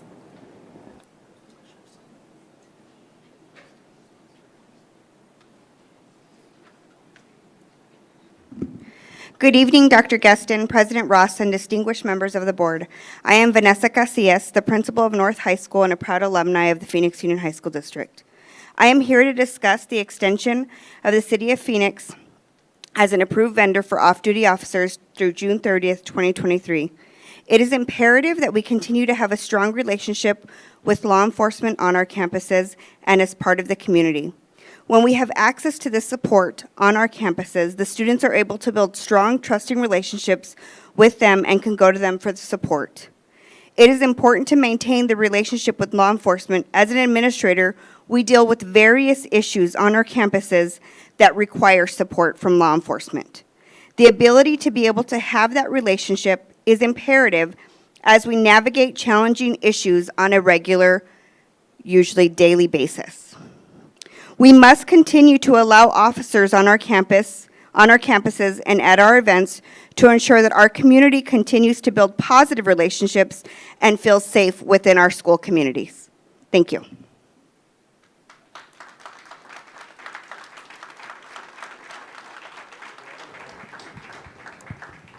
Thank you to all of our speakers. The next item is 5A, approval of the consent agenda. Is there a motion to approve the consent agenda items as presented? I'll motion. Is there a second? Second. A motion has been made by Member Parra and a second by Member Marquez. All those in favor, please say aye. Aye. Aye. All those opposed, nay. It passes. The next item is 6A, Superintendent's Report. Dr. G, please provide your report at this time. Good evening, President Ross, members of the board. I will be fast as I typically am during my report. Just want to highlight three things on our consent agenda. First of all, we did continue our relationship with Blue Cross Blue Shield. It may not be a big deal and very splashy. It means people don't have to change their providers, their OBs, their PCPs. Also on consent agenda tonight was the approval of a Juul settlement agreement. We entered into a mass action lawsuit many years ago and finally came to fruition this month, as well as on the changes of assignment and new employments. There were several promotions, new administrators, and strongly encourage the board to reach out and congratulate many of our new leaders in Phoenix Union. Also want to thank everyone involved in performing arts in PXU. Again, hopefully you enjoyed the band, the rock concert as you came in, as well as the beautiful national anthem. Thank you to this governing board for continuing to promote and encourage and invest in the arts in Phoenix Union. Thanks to our art teachers, our performing arts teachers, as well as our students. I'll just quickly run through all the different events and celebrations. It's National Athletic Trainers Month. We continue to expand sports. Athletic trainers are around all of our facilities, including when we have large events, not just for sports, but sometimes for large events like band. And we had a massive marching band celebration and event earlier this year. Also, as you heard, it's Women's History Month, National Women's Month, so I want to thank all of our incredible women, not just in leadership roles, but across Phoenix Union. This is still today a primarily female profession, and I'm very proud to serve alongside incredible women leaders and educators. It is National Social Worker Month as well. Thank you to all of our social workers. And we did also recently learn that the Arizona Association of Social Workers actually named one of our board members, Board Member Stephanie Parra, the Public Educator of the Year for the state of Arizona for social workers. So congratulations to Board Member Parra on that incredible recognition. We are finally wrapping up participatory budgeting. We thought we would finish it in a year. It's been 3 years, but we're getting there. We did also hear at the podium tonight a question about accessibility in multiple languages. We'll certainly look into that, but want to thank Ms. Tarkington, Mr. Cerro, and everyone involved, and we will soon be able to publish the results of our PB process. Thank you to all of our counselors. We celebrated Counselor Week last month. Just wanted to share this incredible picture where we gathered counselors from across Phoenix Union to celebrate the amazing work that they do on a daily basis. Also, the Super Bowl was in town. As I shared with the board, that of course brought safety concerns, but also brought a lot of investment and a lot of excitement. We had an incredible event at Central High School where they received grab-and-go carts to make sure that we're feeding our students in a more timely manner. Central Culinary actually had a chance to cater to very high-profile events, including an event that was the owners and their partners or significant others. So our students had a chance to really get out and be a part of incredible events. And Phoenix Coding Academy was another one. We had a Super Bowl coding competition at Coding. And of course, all this is in addition to the celebration we had last time around Camelback High School's incredible donation as well. Thank you to Board Member Ross and Principal Grant in the back, as well as former board member Stanford Prescott. We had our academic decathlon competition, and congratulations to all of our amazing students. And Cesar Chavez was the winner of this year's Acadec. Also, another just couple final cool stories. Phoenix Digital, even though they're an online academy, decided that they wanted an honor society. And so Phoenix Digital actually had a physical convening here where they inducted their first 32 inaugural members into National Honor Society. So thank you to Principal Courtney Georgia, who is in the back of the room. And I'm not going to go through these, but again, this is the time of the month and the time of the year where we start to really recognize and honor students who do great things in college, career, and life. Not all of our students go straight to colleges. Some go to prestigious, some go local, some go community college, which is where I started. Some just go straight into the military as well as the workforce. And so you will continue to see us talk about college-bound students, national college-bound students, also local students. This is also the time of year where our students win incredible awards, including, as you see, Boys and Girl Club Youth of the Year, both here inside of PXU. And you heard Metro Tech today say that Solara from Metro Tech High School was actually recently given an incredible award. So congratulations to all of our students. And the final thing, we try every month to recognize one or two employees, our adults that get featured or awarded. And Miss Cindy Tercero, you can see a picture of her at the bottom, was recently, give her a round of applause. Cindy, I think, is in the back. She was recently featured in Education Week as an innovative and inspiring leader to watch in our nation. And with that, that is the end of my report, and I'll turn it back over to you. The next item is 7A, presentation and discussion on Phoenix Union student recruitment and retention strategies, including engagement, re-engagement, and alternatives to expulsion. Dr. G.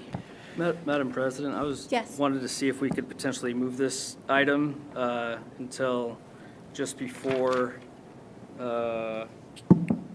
maybe item 12, just because I know the next item on the agenda, we have external presenters. So if there's support for that, I think that's what I would recommend, and then also making sure this presentation gets posted to board docs. Just to clarify, you want to move item 7A to, Move 8B up, I think is what you're saying. Correct, yep. Okay. so you want to move 8B up to the next one that we talk about right now? Members, are you okay with that? Yes. It's fine. He wants to move up item 8B. Make a safety. motion. He basically wants to talk about Does that safety. require- Yeah, we just make a motion to change it, yeah. Okay. So Can we make a motion? Yes, that's my motion, is to move up item 8A. Is there, members, is there a second to move item 8B? 8B. 8B. Yeah. There's a motion made by Member Marquez and a second by Member Oliver to move the next item on the agenda up to 8B. All those in favor? Aye. That was, okay, when we do it that way, it forces me to do the roll call votes because I couldn't count those ayes. All those in favor, please raise your hand. All right, we got it. Okay, thank you. I appreciate that. Any nays? Motion passes. We will now discuss item 8B, which is discussion of school safety, health, and wellness, including the PXU Next Gen Safety and Security Plan with potential action. Dr. G. Excellent. President Ross, members of the board, and thank you to Board Member Marquez for being conscious of our guests. I really appreciate that. Tonight, I will turn it over to Mr. Claudio Correa, who is our Executive Director for Safety. Every month, he comes and gives a monthly update. He will be brief himself because we do have guests here to provide an update on our PXU Governing Board Student Safety Committee. Mr. Correa, go for it, sir. The floor is yours. Thank you. Thank you, Dr. Gaston, and good evening, President Ross, members of the Governing Board, greater PXU community. Buenas tardes a todos. And just want to make sure the PowerPoint is up. Here we go. Governing Board, every month we bring to you an update on the law enforcement usage and expenditures. And for the month of February, we had 78 officers available to support our campuses during the day, and 9 officers available to support our evening event situations for the month of February, for a combined total of $60,400. In addition, Governing Board, as you recall, every month we bring to you the update on the work of our Student Safety Committee. And tonight is a special treat as we have invited Katie McLean Gibson, who's doing a great job of chairing the Student Safety Committee. And she will provide a couple of things, an update on the Student Safety Committee, the work, as well as make a recommendation. And in addition to that, Luis, the president of Iconico, and Catherine, the president of Javelina, are also here, and they will provide updates on the work and the progress of our community engagement work, as well as key learning and takeaways as part of this work. So without further ado, I turn it over to Katie McCain-Glipson. Go.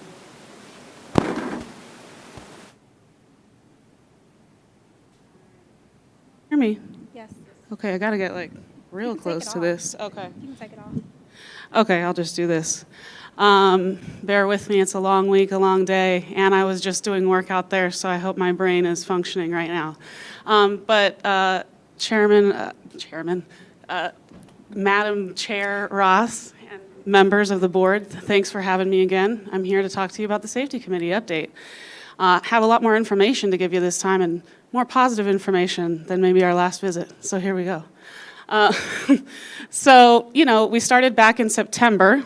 It feels like it's been a long time, but it's also gone by pretty quick. We were able to get our norms established and get going pretty quickly, but obviously you all recall my visit to your board meeting previously last semester, and at that time we had some early challenges just because there were a lot of confusion about goals and objectives and what actually were we doing. And at that time we came to you to get our timeline extended because we very quickly realized that there was no way we were going to get all this work done by December, I think was the original deadline. So thanks to you all for extending our timeline because as I'll get to, I believe we're in a great spot to finish our work and get you some recommendations at your April 13th board meeting. As far as meeting attendance goes, things were on and off as, of course, closer to the holidays. There were a couple meetings that we had to cancel because of quorum issues. I don't remember if it was the last board meeting or the meeting before where you voted to remove some people that had resigned from the committee to help us with quorum issues.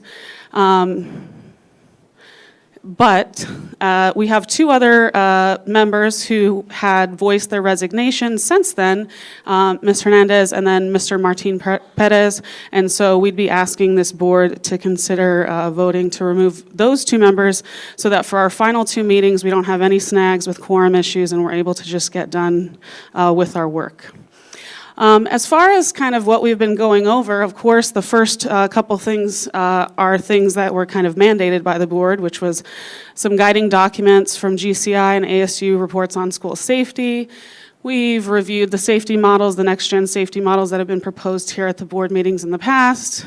We've reviewed and had some really great presentation from district officials, Ms. Andrade, Ms. Tarkington. We've appreciated their time. We've learned about participatory budgeting. We've learned about wraparound services. Pretty much anything we've had a question about how existing things work in the district. Some great admin have come and presented to us basically. Any question we have, it's been answered in that regard in terms of what's actually already happening at the district. Right now, at our next meeting, we just prepared at this last meeting last night, and then at our next meeting, we should have a visitor from the Phoenix Police Department. We've already prepared questions ahead of time so they can get some of those answers, but we'll have questions kind of on the fly too as well at our next meeting on the 22nd to hopefully help guide us and really nail down maybe some of the things that Phoenix PD would be willing to agree to or not willing to agree to in an IGA and kind of help guide us in figuring out what that might look like for our recommendations for an IGA. And then we last night kind of tried to nail down what is our decision-making process because we've reviewed all these things, we've taken in all this information. In the coming weeks, we're also going to get all of this raw data and synthesized and disaggregated data to look at from our community sessions and our surveys in order to kind of guide us in addition to all of these things to make recommendations to you at our April 13th board meeting. In order to do that, we're going to have to be pretty organized, and so thankfully we have the folks, especially Luis and Carla, who are here facilitating and helping us guide the conversation. If I had to, as chair, organize these meetings and run them by myself, it would be a nightmare, and nothing would have gotten done, and you guys would have kicked me out a long time ago. So I really appreciate their assistance in helping us stay organized, and it allows me to also be more of a participant than just a neutral chairperson in that role, so I've appreciated it. Upcoming, we have 2 more meetings, the 22nd and the 29th. The 22nd, we'll have the visit from Phoenix PD. We'll also have a presentation, which they'll go into a second, about what the data looks like that we've received in the community engagement. And then we'll move into the very last meeting. We're actually probably going to have an extended meeting that may even be 4 or 5 hours to really nail down our recommendations and try to get those to you at the April 13th meeting. So just went over that. And just kind of like a positive note, so we can end on a positive note here. Since our last meeting, and since we've gotten more aligned on our objectives and our goals and why we're doing this work on the committee and what exactly we are doing on the committee, we've been able to also spend a lot more time together in these meetings and get to know kind of this core group that usually is who's showing up to these meetings. And we've developed personal connections. We've been able to build rapport with each other, and that's really helped foster more fruitful conversations, more productive conversations, and things seem to be, at least in my mind, a lot more efficient than they were maybe 6 months ago. So I've appreciated that as well. And that doesn't mean we all agree on anything, because I don't know that any 2 of us agree on everything. That would be weird. So it will be very interesting to see how things shake out for the recommendations, and I'm excited to either take any questions you have right now, or I will also see you in April. So I'm sure you might have one question, I guess. Members, do you have any? Thank you for that. Members, do you have any questions? Okay, I do. I was just making sure I didn't have anything else on this presentation. I have 3 questions. Yes, do you ma'am. want them all right now, or do you want me to go one at a time? How would you like for me Let's to do give it you one my at a question? time. All right. First one is, you mentioned about the 2 members. Do you need us to adjust the numbers so that you can meet quorum? Is that something you're formally requesting of the board? Yes, so formally requesting that we would remove Jennifer Hernandez and Martin Perez as they submitted their resignations formally in writing to me and Mr. Coria maybe a month or 2 ago. It was a month ago because it was after the last meeting, so it was too late to do it. So yes, we'd be asking that you remove them from the membership list so that our quorum number can go down. I move, members, that we accept the resignation of the 2 mentioned parties so that the safety committee can meet quorum. Do I have a second? All those in agreement, please say aye. Aye. Any nays? Any abstentions? It passes. Done. Thank you. Okay. My second question is, besides not being able to meet quorum, are there any other challenges that you're facing? I don't know. Yeah. Challenges in my mind, not really. I mean, things that we're able to overcome, it's fine. Okay. Yeah. And then my third question is, are there any preliminary recommendations? Like, do you have a gist? Because you mentioned IGA. You said the word IGA in your presentation. Yeah. Yeah. It's in the presentation. Well, certainly it's part of our recommendations what an IGA would potentially look like. Okay. But those wouldn't be our only recommendations. Okay. And you'll hear more about possible themes in our data, which might give you a hint as to kind of the organization of our recommendations, Okay. which you'll see in a few minutes here. That works. Thank you. You won't get the data tonight because you can't beat us to it. So I'm sorry. And we also still have a community session, community listening session this Saturday at Central High School, both at 9 a.m. and 4 p.m. And then the survey is going to be open until Sunday night at 11:59 p.m. So please make sure folks are taking the survey and they're going to the community listening section. Thank you. Members, any other questions? Member Para. Thank you, Madam Chair. And I don't know if this is a question that you might answer, Dr. G. I might turn to you, but how does the timeline of your recommendations coming to us at our April board meeting line up with our off-duty model that we have in place right now, and does that accommodate for the implementation of whatever your new recommendations are? I think partially I can answer that in terms of when we first came to you all to ask for the extension, I knew there was a deadline, and at the same time, we asked for the end of March, and so clearly the end of our meetings coincide with the end of the current IGA, or MOU, excuse me. excuse me. And so we're going to bring our recommendations to you on the 13th. I believe that's beyond when that expires. Yeah, and President Ross, Board Member Parra, yeah, the reason why we have item 8C on the agenda tonight is because by the time the committee stops meeting, but they come to you with a recommendation, there's a gap. But I think even more importantly, there's a gap till next school year. So really, this committee is giving you a recommendation to consider for next school year, so we still have a gap to wrap up the school year, if that makes sense, which is why we put 8C on the agenda. Thank you, Dr. Geston and Chairwoman Gibson McLean. So I think just for the purposes of your recommendations, will that include an implementation plan because of this gap? Or is that? I'll answer this in the best way I can, not having an actual consensus from my committee members, some of whom are here tonight. I do know that we've really dug into the TNTP document, which has a lot about implementation, and folks are really eager to discuss those things, and I think we'll discuss those at the next meeting when we ask questions of Phoenix PD, but also those will be there's some recommendations that might be outside of an IGA that would be part of implementation, but maybe outside of it. And so, yes, I think that it will include implementation. Have we gotten into the details of that? Not quite yet, because we haven't dug into our actual recommendations yet. Members, any other questions? Member Marquez. Thanks, Madam President. And thanks, Chair Katie Gibson. Y'all can just call me Katie. Yeah. It's fine. Thank you. I appreciate it.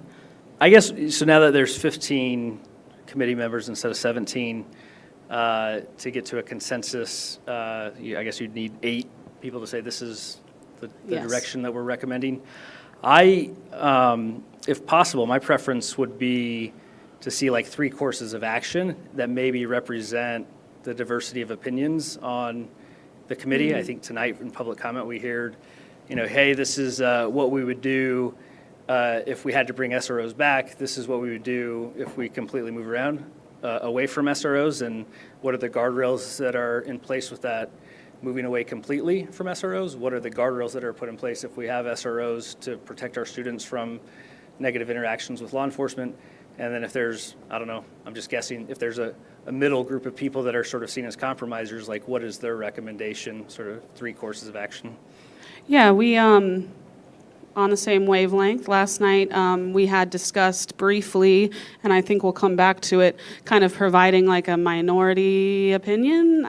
Not trying to be like legal here, but, and we hadn't really talked about 3 groups. We had at least talked about kind of providing the perspective of the folks who maybe hadn't agreed to that recommendation or weren't fully sold on that recommendation.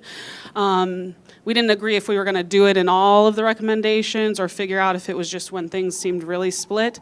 But I think we were waiting to see kind of where we land when we come back after we've all submitted our recommendations. You'll hear a little bit about our process from our facilitator.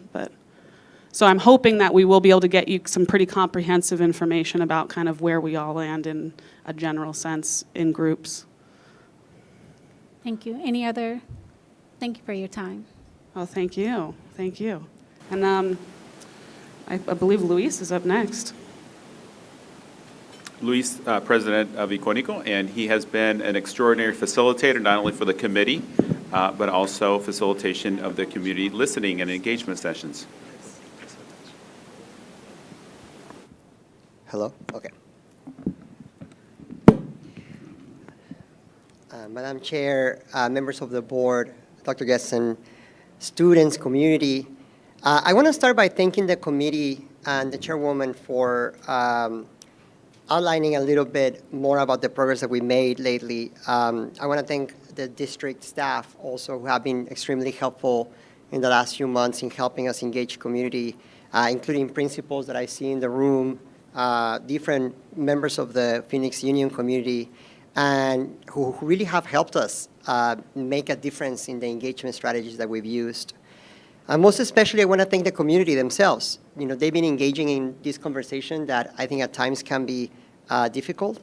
And from the moment that we started, we've had a very diverse group of opinions, but I am here to tell you tonight that I think we've reached critical mass. We've actually are seeing and hearing different themes that are coming up, and I want to share some of those with you tonight. But, this Saturday I was at Central High School, and a mother sat me down and said, "You're going to hear from me right now," and we did an interview right there at the basketball game. And that's the type of engagement and passion that is in the community. And people are really trusting this body to make the right decisions as well. I am the founder of Iconico, and we are a public engagement firm. I want to just share with you that for us, public engagement means asking people in the community to give us feedback and information so that policy can be shaped. It's not a process of us doing consciousness raising or just simple research, but it's really with the mindset that this information will be used for policy creation and policy shaping. So that's the way that we've approached this work. I have over 15 years of experience working in school systems as a teacher, as an organizer, as an advocate. And in those 15 years, I worked in multiple ways with Phoenix Union and other districts here in the community. And we're really proud to be doing this work with the district and with the community. The other person that is going to join me tonight is going to be Catherine from Javelina, Catherine Alonso, and she'll be sharing a little bit more information about herself too. The first thing I want to start with is that the community engagement goals that we set started from the early meetings that the chairwoman was sharing with you. We started first by asking people in the committee, how do you want to do engagement? Who do you want to hear from? What are the questions that you have? And I really think that as a facilitator, I'll tell you that from a very rocky start, we were actually able to create a framework for community engagement that I'm here to tell you initially it didn't work out. And we had to pivot our strategies to reach more communities, to reach deeper communities, and I'm really, really proud of the results tonight. There were really robust communication efforts in the beginning. We used the channels, the district channels for communication. I want to give a shout out to the marketing department that helped us do a lot of that work. Also including the safety department with Remy and Claudio Coria, who really helped us kind of manage the communication. We're sending up to 70 messages. People are starting to tell us that they're tired of hearing from us, but also we're trying to cut through a lot of noise, right? There's a lot of other messages happening. So we knew that this type of communication would be challenging, but it was more challenging than we expected. We had a really low turnout in our first listening session, and we decided to add a fourth listening session, which I will talk about it in a little bit. Our initial idea came actually from some of the committee members and also some of the board members that are here with us tonight, that really, really told us we want to hear from different communities. We want to hear from communities in their own voice, removing power dynamics between them. So we quickly realized that when we had, there was actually an incident one night when we had a very low turnout and we put students and families and teachers in one room, and within 20 minutes we stopped the facilitation and separated them again because the students were acting differently, right, in that conversation. That was the one instance when that happens. The other 27 conversations we've had have been facilitated with separate communities, giving us a lot of really rich information. We've had 24 meetings to date in the listening session in this kind of first phase of the community strategy. We do a morning meeting and an evening meeting. We had one in December, January, February, and this last one this weekend. We are having a total of 32 community meetings, these listening sessions that we're calling. And so far, we've had a turnout of about 103 people, which is not enough people that we think could represent the multiplicity of voices that are in the district. So these are the three regions that, from information from the committee and the staff of the district, is how we broke up the district itself to try to see how we were targeting different regions of the district, west, central, and south, making the central area 2 listening sessions because the first one had a really low turnout, so we wanted to make up for that one, which is this weekend. Our universe was set up by me and my team. After I set up that goal was like, are you crazy? But I told them we would try to reach 10% of the Phoenix Union population. And now 10% might not sound like a lot, but using the first sets of strategies, we weren't going to reach that amount of people. That's about 4,600 people in the Phoenix Union community. Our first round of engagement only reached about 341 people, so that can tell you that about 5% of our goal was met. I'm really proud of the fact that the committee pushed us to think differently, and in a matter of about 2 weeks, we shifted and pivoted the strategy that I'm going to be presenting tonight. But there are 4 things that we learned in the first failure, right, in the first round. One of them is that the traditional communication channels haven't been working for our efforts. They're really helpful for the district, and they were producing so much content and putting it out there, but they weren't working for us. And in a big way, it was because we were trying to break through a lot of other communication priorities that the district had. The second one was that the most attendees were from local school networks. So the people who were showing up were teachers who invited each other, students who, as a teacher might have told them that they were going to receive extra credit or things like that.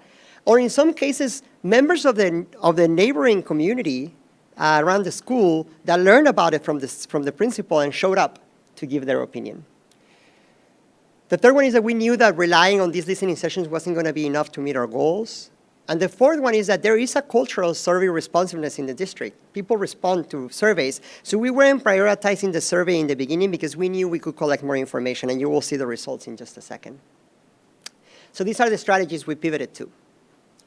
First, we kept the listening sessions. We didn't scrap them because we made a promise to the community. We've been actually advertising them, so we didn't want to change that. We're still having the listening sessions with the same formats that we created. But we added focus groups. So we had focus groups in specific school communities. We targeted places where we knew that we needed to go deeper. If we had less representation from areas in the West or the South, we actually targeted some of those. I want to thank the staff from the district for connecting us with principals. Actually, we talked to 9 principals who really helped us kind of facilitate conversations inside their schools. We had school workers passing flyers in some cases outside of the dropout from the school. We had teachers announcing. We were invited to multiple events to share information. So we had 10 facilitated focus groups, about 98 people engaged. We had 2 more to facilitate tomorrow, actually, at Trevor Brown and Central High School, I think.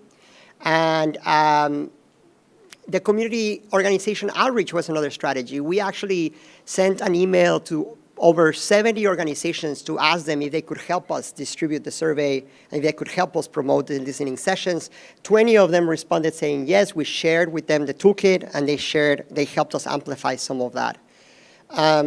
After the principals' outreach, by the way, not only we had the conversations, but some principals actually went farther than that, and they were talking during advisory about our efforts as well.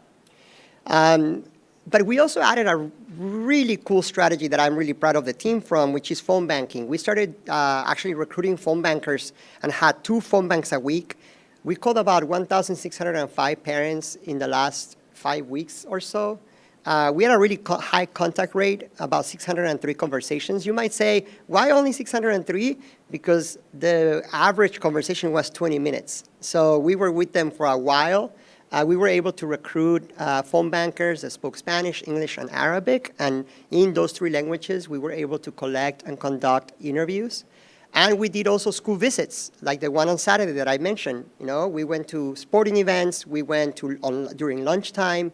And we had actual QR codes that students would come and take pictures of. So I'm really proud to share that in the last 5 weeks, we've engaged 3,325 people with these new pivoting efforts. We're still doing a few more things before the end of the week. And the survey results, which Catherine will talk about, have been pretty impressive too. Now, to the themes. I made a promise to the committee that I wasn't going to share any data, not only to you all, but that they were going to be the first ones to receive them. But I did make a compromise and said, I'm going to share with you the themes of the critical mass. If you think about it, the buckets that will be included in the findings in the community engagement.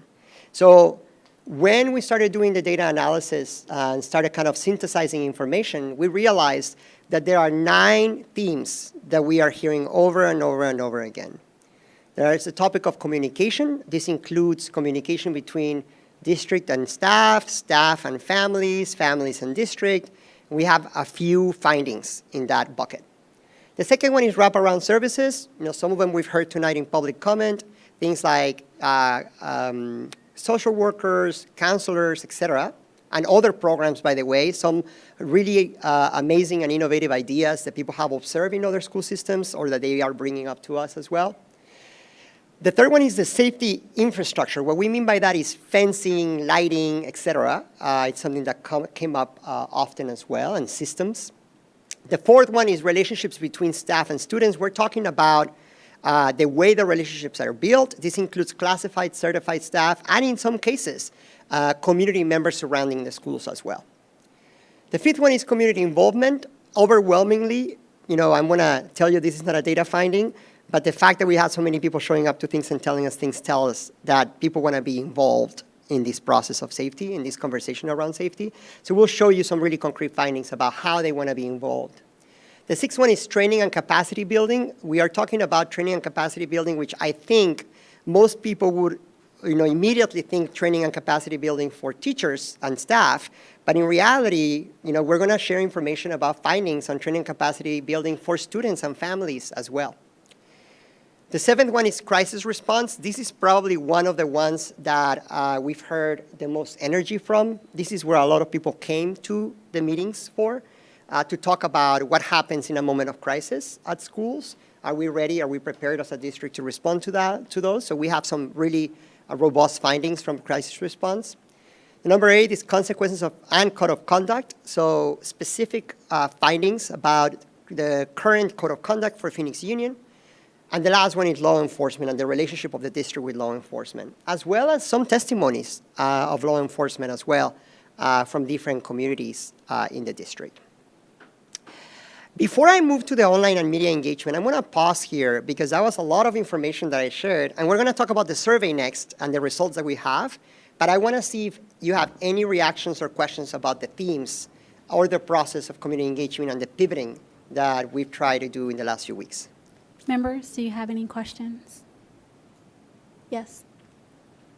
Luis, I want to know how you got a 37% contact rate on phone banking. I'm just curious because like my experience has been like the best I've done as a call time is like 13% contact rate with people I know. Yeah. A really important thing, and I can actually reach Carla, our goal was to only talk to about 10% of people. But we were surprised because when people heard that we were calling from Phoenix Union Safety Committee, they actually immediately stayed online. They didn't hang up. So is that 1,600 connects and then the people chose to stay on the line, or is that 1,600 people? 1,600 people who picked up the phone, 605 people that we interviewed. So how many calls did it take to get to 1,600 people to answer the phone? Oh, we did thousands and thousands of phone calls, yeah. All right. Yeah. Thank you. Yeah. Members, any other questions? Okay, I have a question. Yes, please. This theme list that you have, is it in any particular order? I'm so glad that you asked that question because actually, no, it's not. And I want to kind of make sure that everybody knows there's no order. We actually even mentioned that last night. We put it in this order because it's the way that we've been collecting the data. But no, not in no particular order of importance or, concentration of data, none of that. It's just a list. Thank you for clarifying. Member Power? A little further on that, Madam Chair and Luis, when you do get to present the findings to the committee, will you rank order them based on mentions or importance, or were you collecting data that way or not? No, actually, because we are hoping that this is about shaping policy, there was a really good recommendation from the board to ensure that we do this one by one. So we won't be ordering them by importance or ranking. We'll be having those conversations potentially, Member Parra, based on the alignment of the recommendations first, so we can get those done first, and probably those that we have more contention leave more time for discussion. So if we start with the ones where we have more difference, I feel like we will probably use most of the time and not get to some of the ones where there's alignment. So I'm thinking as a facilitator here as well. As you know, I have a hat of a researcher and a hat as a facilitator in community engagement. So we are trying to kind of bring it all together that way. The other thing that I would like to add to that is that the other thing we are adding to the committee, so the committee is receiving the community engagement report, along with how some of these findings tie to the Grand Canyon Institute report. So what we mean by that is if there is a finding that says something around particular communications, we're going to also quote the report to say, this is what Grand Canyon Institute says about this topic. And then we're going to ask them, what recommendation do you have about this issue? So there, we're going to create a report for the board for them to decide where there's alignment and where there's not, so we can have a more efficient conversation and dialogue, and we can go deeper into the issues as well. Any other questions? Thank you. One more, sorry, and I don't know if this is a question Please. for Luis, but my head keeps going back to implementation, and we might not be there yet. And I want the committee to understand that any new policy requires a timeline for implementation, especially in a system as large as ours. So how is that being, how are we having those conversations so that the committee is aware of having a realistic timeline for implementation that our employees will be adopting? My initial reaction, Member Parra, from the conversation about timeline is that I don't know if all board members are equipped to give a very realistic timeline, because some of them, are students, family members, some of them work at districts. So I don't know if they, if they have been privy or if we've talked about how each one of the policies can be implemented in the district. That might be a whole nother set of conversations. So what I would say is that we are probably going to ask the committee what do they recommend for implementations and then include those in the report. But I don't know if people know how long it will take to implement specific policies at this time. Thank you, Luis. And Madam Chair, I think I want to make sure that the committee has a realistic understanding of how a system as large as ours functions and how implementing new policy takes time.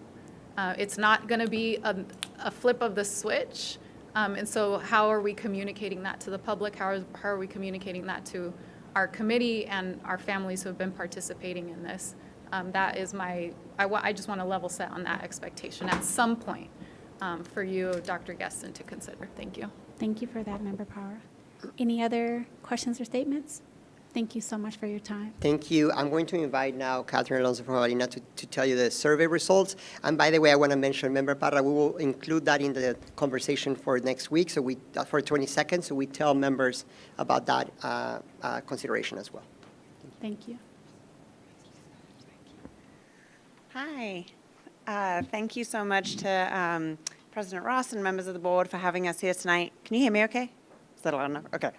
Alrighty, so online and media engagement. Okay, so actually, let me skip back. Okay, so as well as all of the wonderful in-person community engagement that Luis just reviewed, we also had an online survey that has been mentioned previously. It was open right at the beginning. It opened the first day of the first listening session, and it closes this coming Sunday at 11:59 p.m.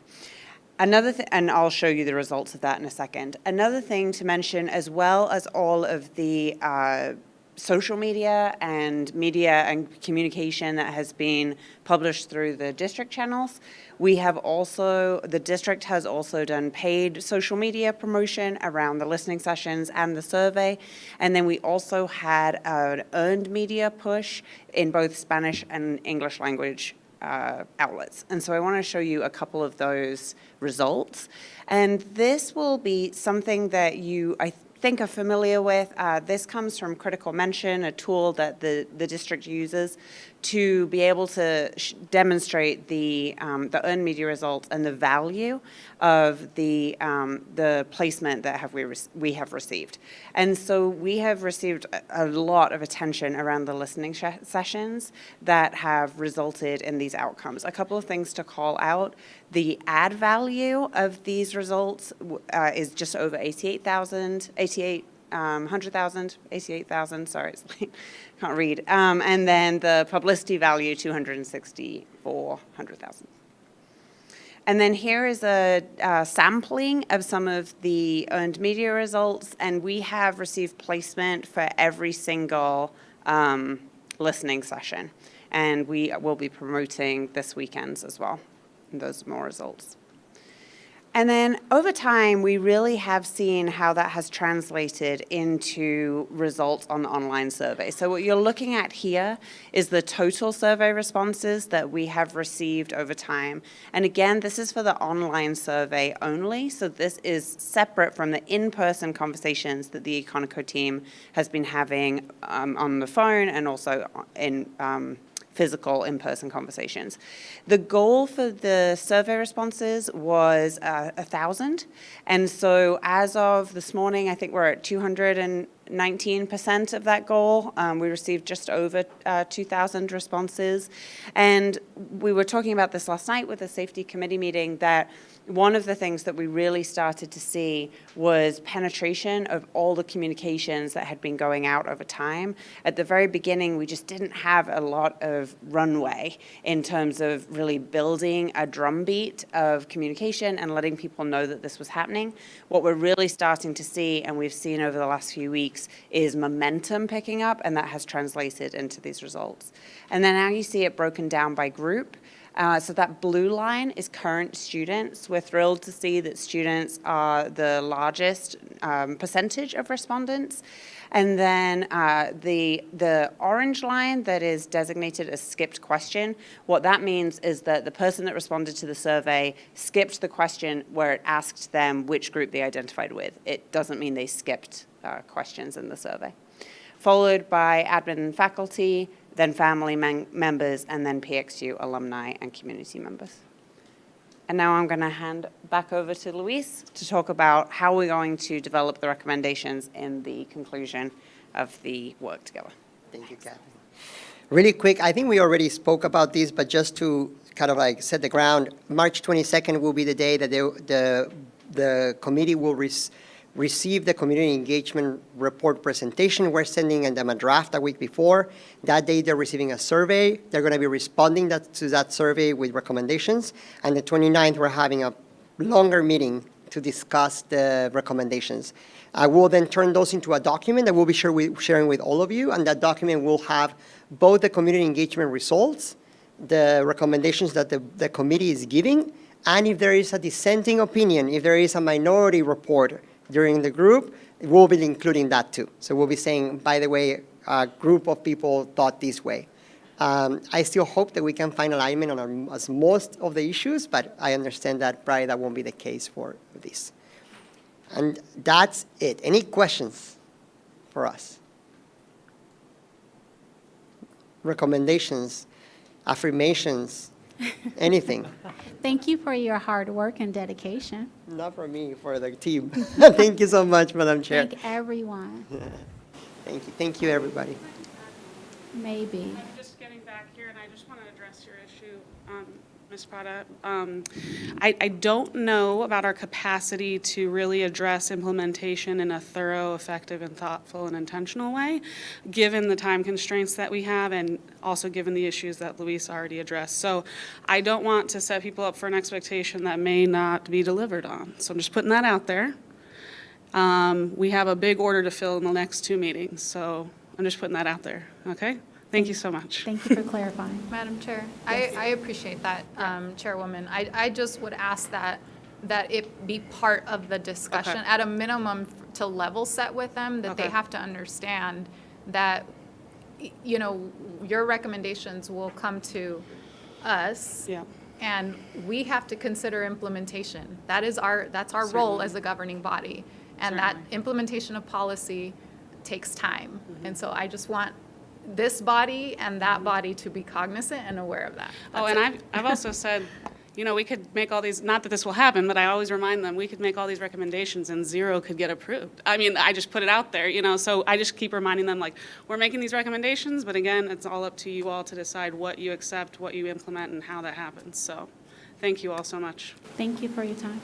Thank you, Katie. Thank you, Luis, and thank you, Catherine, for your great work. Dr. Gessen, back to you. No, it's, for this item, I think that's good for tonight. Okay. So then we'll go back to, Madam Chair, I think maybe my motion was, I guess I intend us to complete all of the items in 8 I don't know if that was clear in the motion. I'm sorry? When I made the motion to move the agenda items around, I guess I intended for us to go through 8 as a section, 8, B, and C, before we go back to this 7A. Oh, gotcha, okay. Yeah. Is that fine, even though we weren't Will clear you, on that? yeah, will you guys, President Ross, if you don't mind, remake that motion, just because the motion was just to move. Yeah. 8B, So I guess if you I'll wanna make move another 8C. motion just to move it up to one more agenda item. So move 8C up to before 7A. We have a motion by Member Marquez and a second by Member Oliver. All those in favor, aye. Aye. Any nays? It passes. The next item is 8C, approval of the extension of the City of Phoenix as an approved vendor for off-duty police officers through June 30th, 2023. Dr. G. President Ross, members of the board, as you heard a little bit tonight from some of the podium, there's this agenda item is for the extension of off-duty officers through June 30th. June 30th, as you know, school ends in May, but we run summer school of over 10,000 students. And unfortunately, safety issues don't stop in May. And so our recommendation is to extend officers through June. We've been spending about approximately $50,000 per month on off-duty officers. So that is our official recommendation through June. And for approximately $50,000 per month, the equivalent of. Members, do you have any questions, comments, feedback, thoughts? President Ross and Superintendent Geston, I just want to make a statement and then have an ask. First of all, everybody that came forward and made their perspectives known, all the students, all the community organizers, the administrators and the educators, I need you to hear that we heard you. This area is an area that I know keeps me up at night because it's very nuanced and encompassing. So don't ever think that any decision that this board makes is made lightly. I need you to give us some grace to make the best decision that we can make while we consider all the perspectives and weigh the pros and cons. I think one of the speakers, President Ross, made an ask that I was going to make. It was the young lady from the ACLU. Whatever happens, I would like to be able to review, if other board members want to, the vendor agreement, MOU, that's in place right now. I think that, in order for me to make an informed decision, I think that would be very important for me to do. That's my ask. Thank you. Any other members with questions, comments? I do. I echo what Member Oliver stated. It's not. It seems to be very right or wrong, and it's not. It is a very nuanced situation. Is very challenging to please everyone. And when decisions are made, if it's not a decision that you felt passionate about, does not mean that as a board we did not hear you or we did not listen to you. It just means that I agree. Give us grace that we are doing our best with the information and knowledge that we have. We are here to serve you. We volunteer our time and we listen to you and we value what everyone says. And we want to do our best to make the best decisions for everyone involved. So I echo what Member Oliver said. Are there any other questions or comments? Member Nava. President Ross, I would like to make a motion. Can I make the motion now? Yes, you can. Okay. I move to renew the current off-duty safety model for 1 month until April 30th, 2023, and require PXU administration team to return answers to identify data, which I have here in my hands, questions in 30 days. All subsequent safety model renewals will be contingent on PXU administration compiling and returning the data requests presented today. And I can hand these out.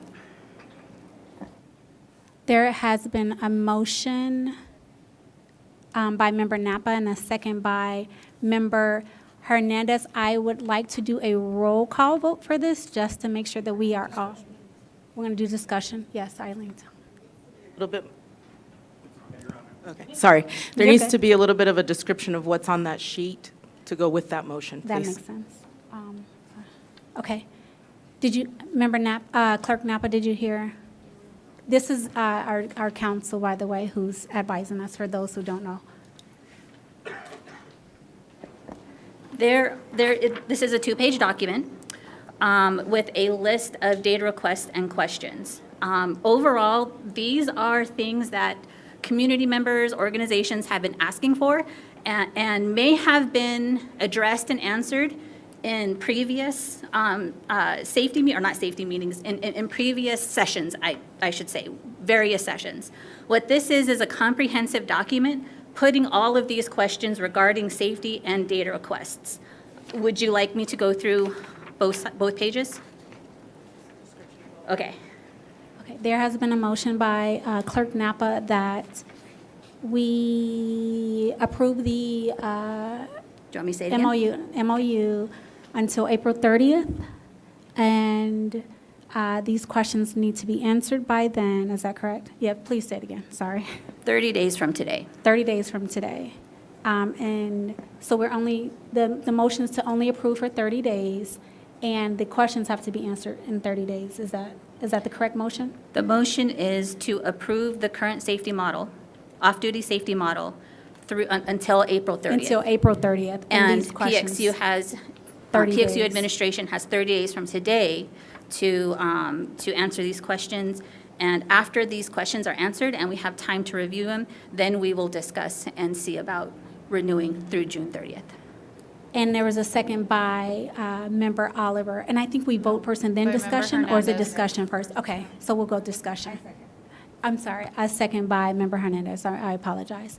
Member Parra, sounds like do you have something? I have just an item for discussion or a question. I think, again, to the point I just made about timeline and implementation, how is this lining up to the decisions that the committee is making? And how are we aligning what we're saying here with our expectations for that committee?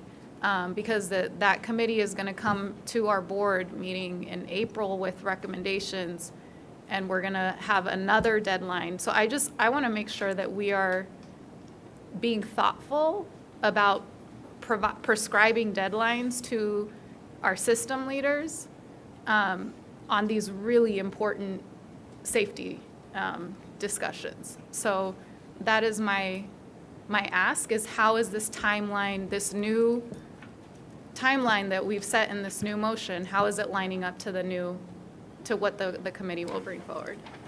Thank you.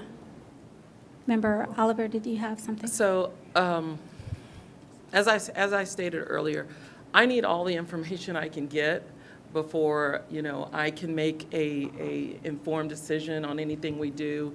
I think this is in line with what we're looking to do, but if this gives me more information in which I can make a decision, then please, please, please give me everything I can before I, am able to vote informed. And so I think that's what this does for me.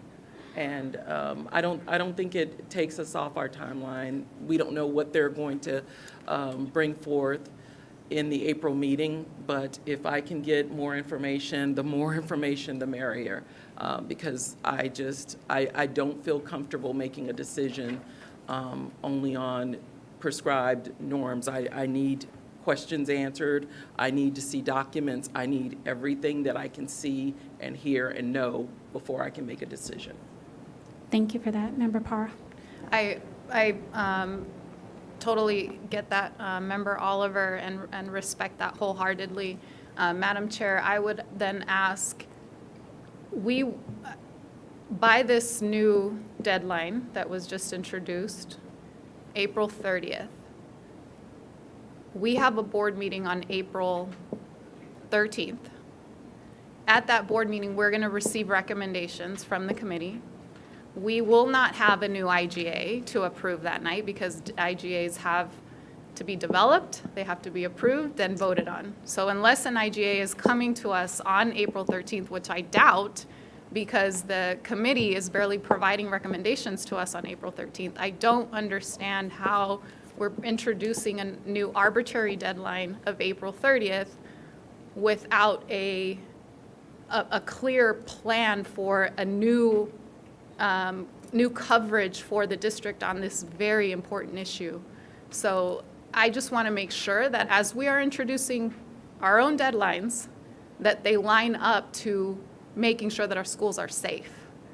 And that's my concern with introducing a new arbitrary deadline that does not match up, because we won't have another board meeting until May. We're going to come at the 13th, we're going to receive information, and then we're not going to have another board meeting until May. Somebody give me the date. I don't know what it is. May something. The first Thursday of May, Yes. May 4th. So we have the 13th, new information from the committee, a new arbitrary deadline of April 30th, which is another gap. And then this body will not come back to approve or review any IGA in that period. So unless you are willing to call an emergency special meeting, I have real concerns about introducing arbitrary deadlines that don't line up with an implementation strategy. Thank you for that. Member Napa, did you have something? Okay.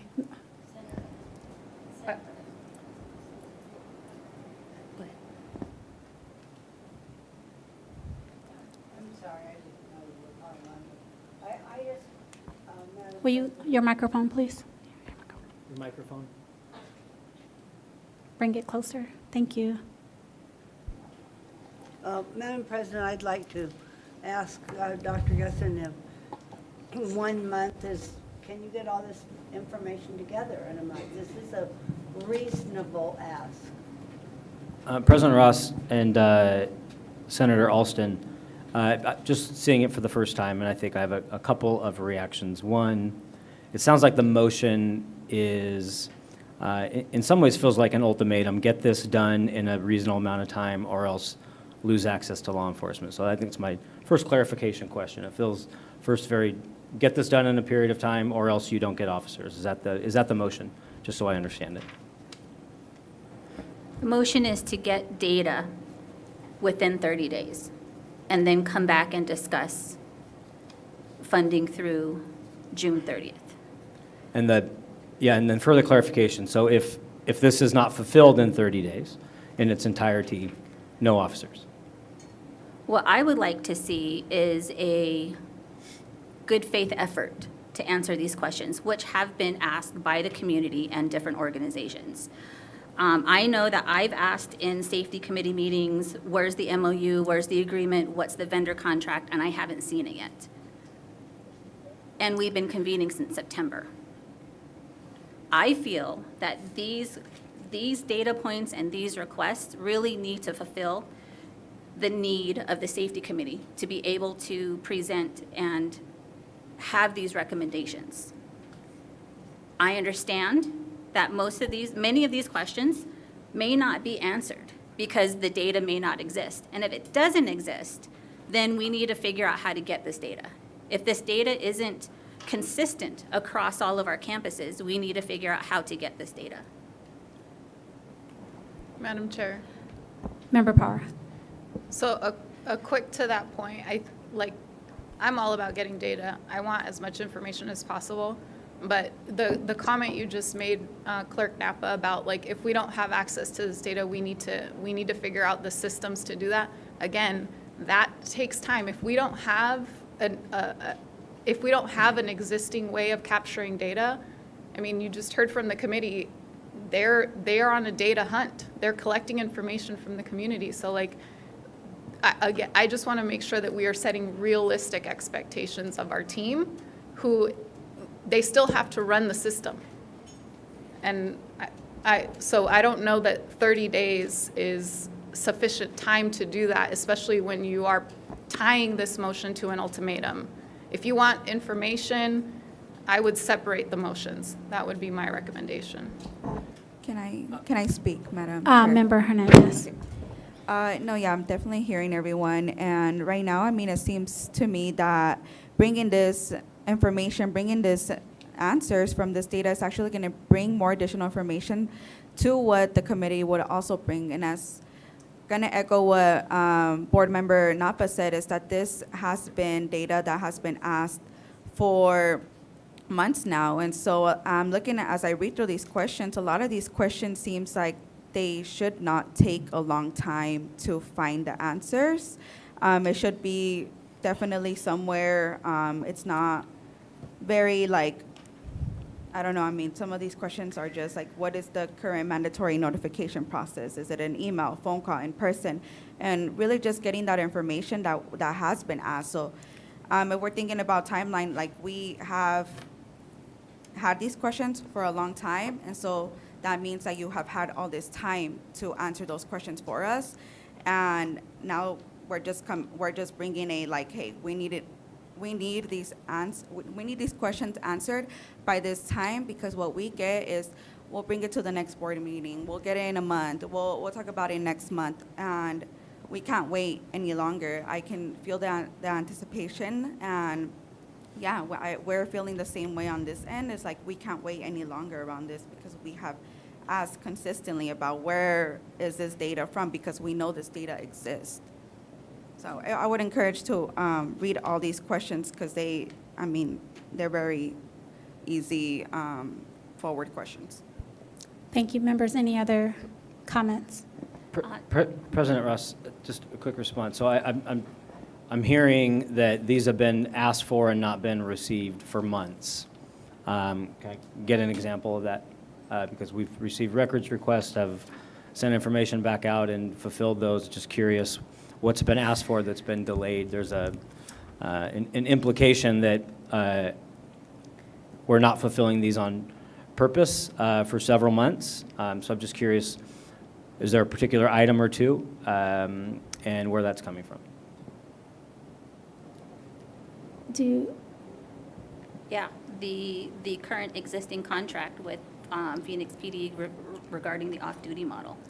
Yeah, President Ross, members of the board, we've answered that several times. In the off-duty model, there is no agreement.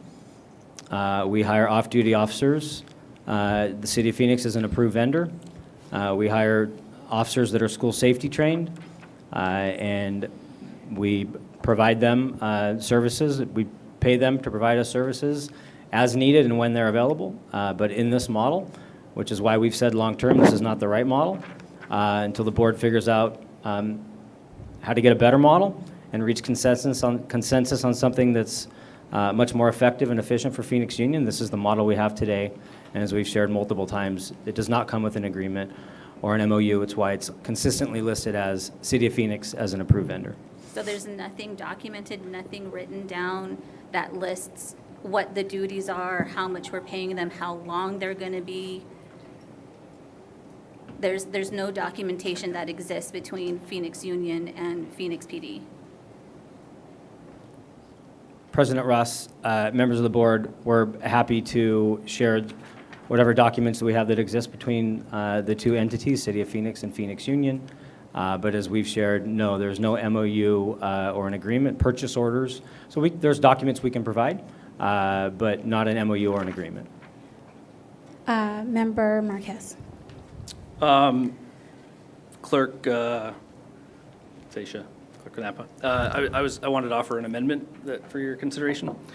So I think just kind of hearing some of the gaps, if we do it sort of the 30-day timeline, would you consider an amendment that would say the superintendent and the district have until April 13th to answer this set of questions here that's been provided, which aligns with our next board meeting. And then instead of an extension until April 30th, there'd actually be an extension until May 4th, which then aligns with our May board meeting, so that we could always come back and discuss it the night of a board meeting. It's only 4 days to decide what we're going to do for that remaining time. And then I would also add to the amendment that this gets included in board docs in the minutes, but not waiting until next month right away, and that by that April 13th deadline, that on the Phoenix Union safety page, that the questions are responded to the best of the district's ability and posted for all of the public to see the responses to these questions before the 13th of Do April. you accept his amendments? Clerk Napa? So April 13th is before, or is that on our April That's the day of meeting? our next board meeting. So 30 days would be from now, April what? It's given them April 2 more 2nd. weeks, or almost 2 more weeks to answer the questions. I think that's fine. So the motion stands now that exec team has until April 13th to answer the questions in the data set. Was there the second part? So I heard you say That was something to about post the May. answers on the Phoenix Union safety boards. There's a governing board, student safety committee, so I think this would be included in that process. Just, post the questions and then post the responses from the executive team. And Member Hernandez, do you agree, because you second, do you agree with the amendment as well? Okay. Yes. Is there any other discussion? President Ross, pardon the interruption. So I think one other thing, I'm not saying I agree with it, but one other thing I heard him say was move it to May 4th as well. But then legally, from a Robert's Rules of Orders, you need to amend that. He made this motion, you need to take a vote on that motion, that amends the motion, and then you can re-enter into a discussion about that new motion. So what Board Member Marquez requested, you first need to vote on, because that changes the amendment, then you put it back on the floor for a discussion. Yeah, and correct, it does get us till May 4th, so that there's not a gap where we're not meeting already to say, what's the plan for the next, 30 or 60 To days. clarify, the May 4th date is the date for Correct. Can, For our next extending board our, extending our current model, or May 4th is the date for the questions being answered? There's a couple of moving parts here. Sure. So will you clarify, please? So the way I heard the original motion, there was 30 days Yes. and then 60 days, or until the end of April. I'm just aligning the motion so that the deadline for answering the questions is our next board meeting, which is April 13th. And the deadline for the approval tonight for when, this is basically a 2-month approval, but it's 2 months approval with a couple extra days until May 4th, so it aligns with our next board meeting. So that, as Board Member Pata pointed out, we're not putting the district in a position where we don't have an actual policy in place. Member, you said I have to do his thing first and then go to discussion, Yeah, right? make a motion. Okay, Yeah. 1 second, Member Power. There's been a motion made that exec team has until April 30th to answer all of the questions. on the 13th. 13th, thank you. I'm looking at 13, I still said 30th. April 13th to answer all the questions on the data set and approve the current model until May 4th. Correct. Is there a second? I actually will second that. And I also want to make it clear that it has it's posting the questions and the answers on the district Yes. school Okay, safety. so what you're voting on is actually the amendment and Yes. then the motion? Yes. So this Yes. is just my amendment. Yes. Yeah. And do we need a second for the amendment, correct, or we don't? No. Okay, we No. don't need it, okay. Yes, you can. So then I just say, all in favor of the amendment? Aye. That's 3-4. All right, that passes. Your amendment passes. Okay. Now, Madam Chair, yes, I have a question. thank you for that. So IGAs don't just have to be approved by Phoenix Union, they also have to be approved by the city of Phoenix. So we potentially approve an IGA on May 4th that will then need to go to the city of Phoenix for approval. And there, again, that is another process to be considered in these arbitrary deadlines that we are setting. If there's going to be a policy decision, that the board be aware that we aren't the only voting body in a process like that. Okay.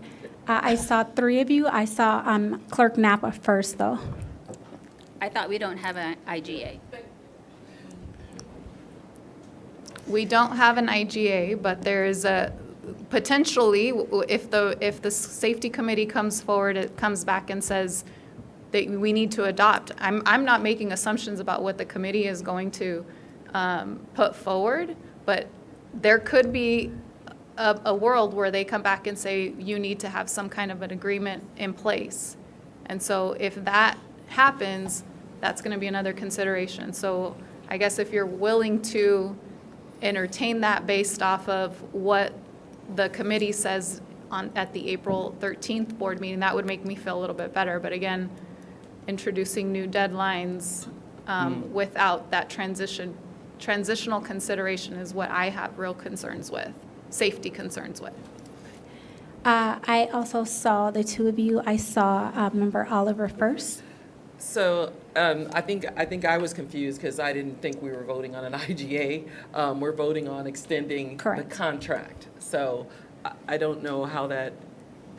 Or the current model is probably the way. We're voting on model. extending We're the extending current model. current model, and then in the interim, we will have the ability to hear from the committee at the April meeting. So we'll have more information. My understanding is we're not voting on an IGA. We're extending the current Correct. model. That is the current motion on the table. That is correct.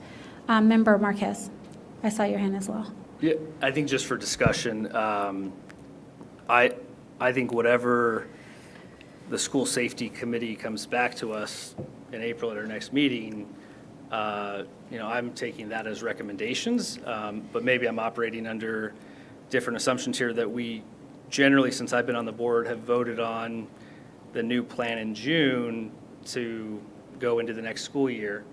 And so I guess I was operating that we'd have April and May to really think about as a board what we want to do, and then potentially vote in June for a new IGA. But this interim period, we're just extending the current pay-as-you-go off-duty police officer model.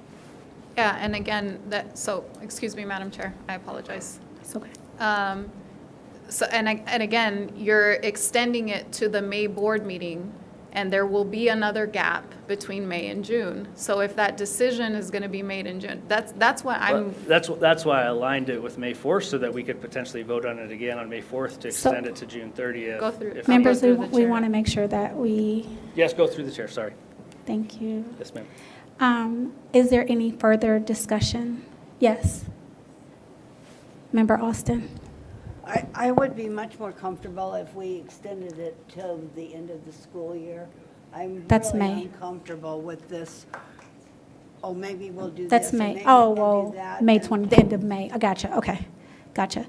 Okay. Noted. Thank you. Any other discussion, members? Okay. I have a little bit of President, discussion. sorry, you're going to have another discussion? Okay. You good? But just before you vote, I want to make a couple of We weren't comments. about to vote. I was going to give Okay, my go, keep going. discussion. Okay. So I do have an item or a couple of things I want to discuss. So first and foremost, I want us as a board to, how do I word it?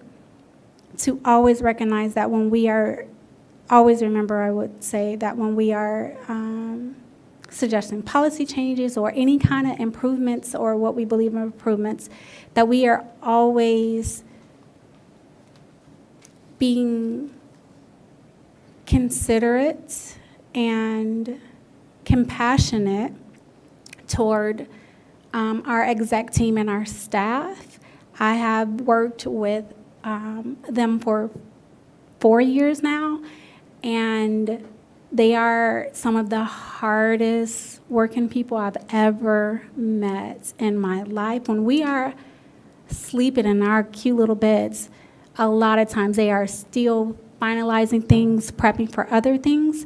And so when we're making decisions on deadlines, I want us to always remember that as Phoenix Union, we are Phoenix Union. Once we got elected to this board, we are Phoenix Union. There's no board against exec. That doesn't mean we always agree. We're not going to rubber stamp, but I don't want us to have a mentality of us against them. We are all on the same team. We are all trying to do what's best for our staff, our family, our community, our students. And so I just want us to always be very, very mindful of that when we are making statements, requesting things, making policy changes.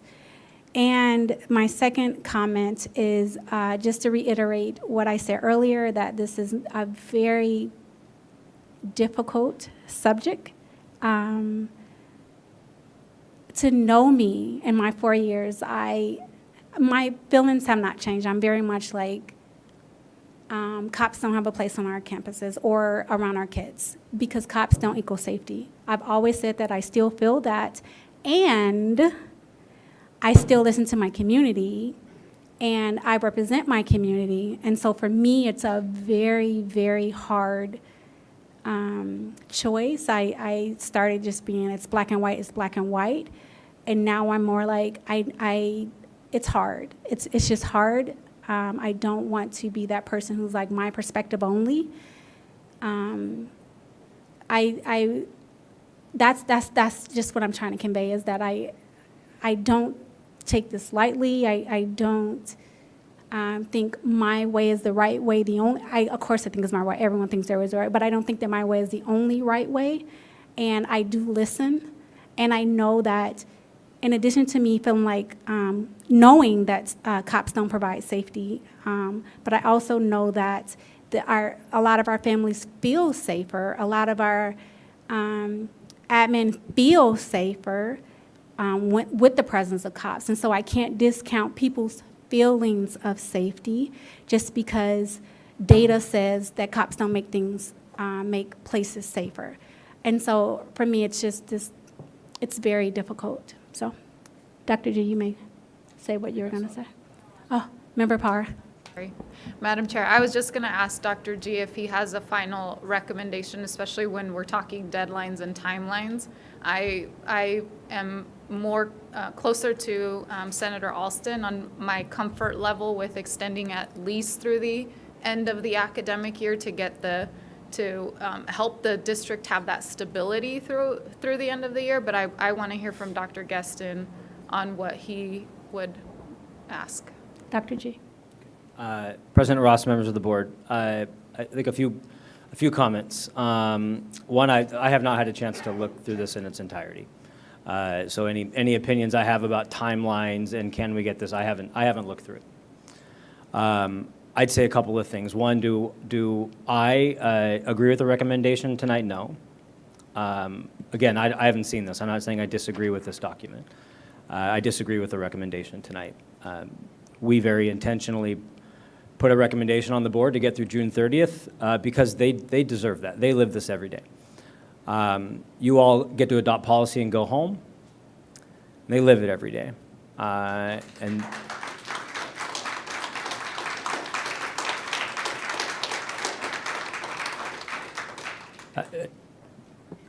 that wasn't for the applause. I'm just speaking very candidly that even to your comment, President Ross, you adopt policy, go home, and we're here implementing it at night. So I feel like for the people who live it every day on campuses, to have to worry about what happens on April 13th or what happens on May 4th when no matter what, 32,000 souls show up to this district and expect not only to get educated, but to be safe. I know that you all spend a lot of time on policy. A lot of policy is important to you. Curriculum, whatever that might be. Job descriptions, salaries and benefits, the most important policies and board actions that you take are safety. And when you make wrong decisions, or even decisions that mean that employees that have other jobs will spend, again, I have not seen this document, so I'm not commenting on this document, will over the next 5 weeks spend hours of their time trying to hit an arbitrary deadline when we're just trying to help 28,000 beautiful children and 4,000 employees get to the end of May, as well as through summer school. We host summer school and have over 10,000 students come to summer school.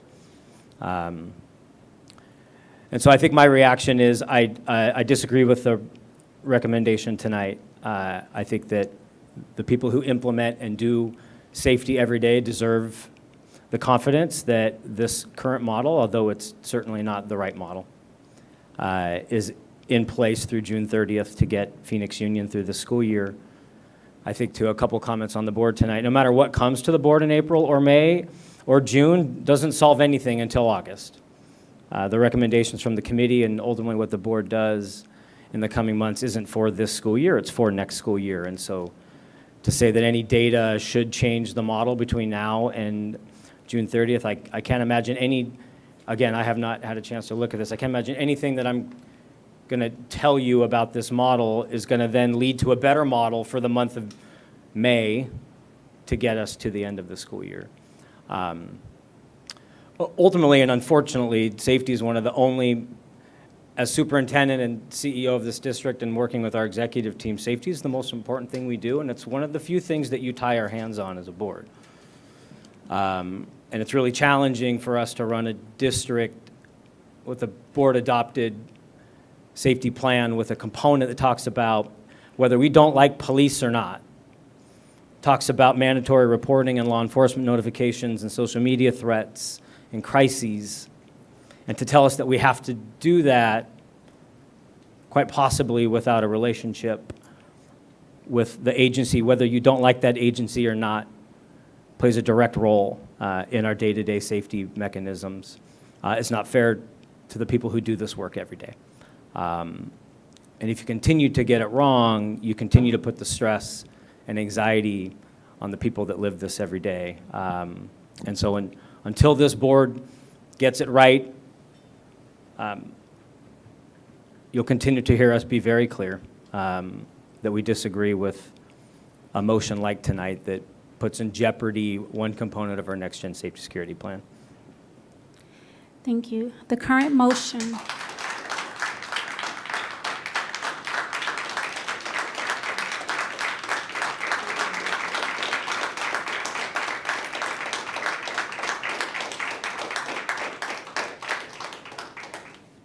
The current motion on the table is that exec team has until April 13th to answer the questions on the data set and to extend the current policing model until May 4th. Is that correct? Do I have that correct? We had a motion by Clerk Napa and a second by Member Hernandez. We are going to do a roll call for this particular motion. I'll start furthest away from me. Member Parra, how do you vote? Madam Chair, I'd like to explain my vote.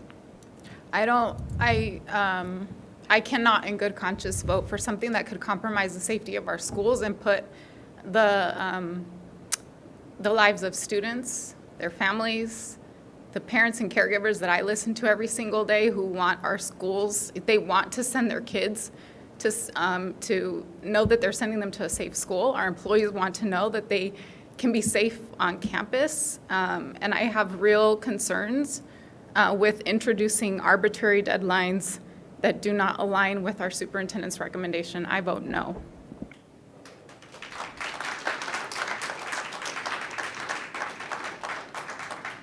Member Hernandez? Yes. Member Oliver? I'd like to also explain my vote, but as I go forth. I heard everything that everybody said in this room, and I too am I don't do this every day. I do not do this every day, and I do know that the people that do this every day deserve to be safe. I just need more information. That's all I'm asking for. If we extend this deadline to what we've proposed here today, all that is doing is giving us more time to evaluate what is being presented to us. I don't want to be pushed to make a decision based on a lack of information. I won't do it. I won't. That is not why I was elected. I'm not a rubber stamp. I'm listening. I hear you. I empathize, and I want you safe. But I need more information. And so my vote is yes. Member Marquez? I think in Robert rules, I can pass, right? And come back to me. Can I pass? It's up to the chair. If she calls on you and she wants you to go now. I would like for you to go now, Member Marquez, please.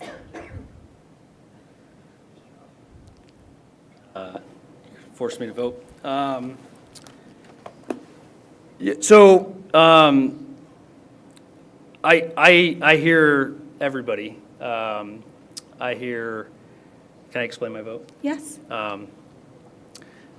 And I think instinctually, SROs, cops, off-duty police officers, regional, that is ingrained in a lot of us, that makes us feel safe. I know parents feel safe as a security blanket that we have something. I know principals and staff, it takes a lot out of your time if we don't have an off-duty police officer that's willing to show up when there's a mandatory reporting requirement, whether it's a super serious incident like we've seen at Chavez and Central High since I've been on the board, or it's day-to-day mandatory reporting requirements that I'm sure take up a ton of time. And it's convenient to have an SRO or an off-duty police officer that's willing to come and take that report. I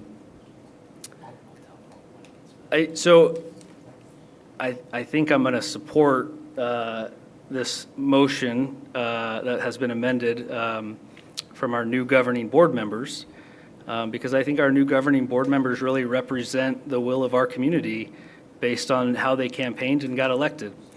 And I've been on this board for 2 years, and I've never voted for any funding for police, because I fundamentally believe it's not our job as a school district to take money that's been allocated from the state legislature and the federal government and use it on a component of our society, the City of Phoenix Police Department, that has its own budget already. And I think I'll go back to my first vote on this when President Ross at the time, you always point out, why are we propping up a broken system with $1.2 million or $600,000 of money that's meant for education? And I think a lot of these questions have been asked multiple times since I've been a board member for the last 2 years. Sometimes they're answered, thoroughly in board meetings. I think it'd be helpful to put these questions in writing and post them publicly with the answers so that everybody can see it.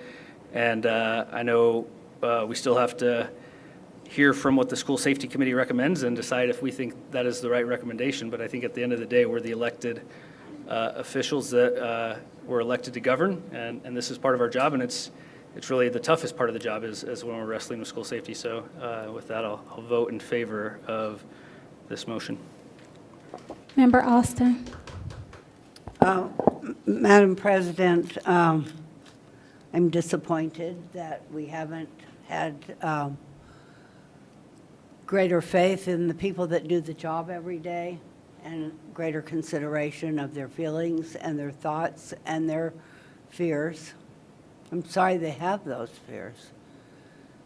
I spent 34 years in classrooms here in this district and never had to face the kind of pressure and concern that these employees have for themselves and for their families and for their children that we serve and love.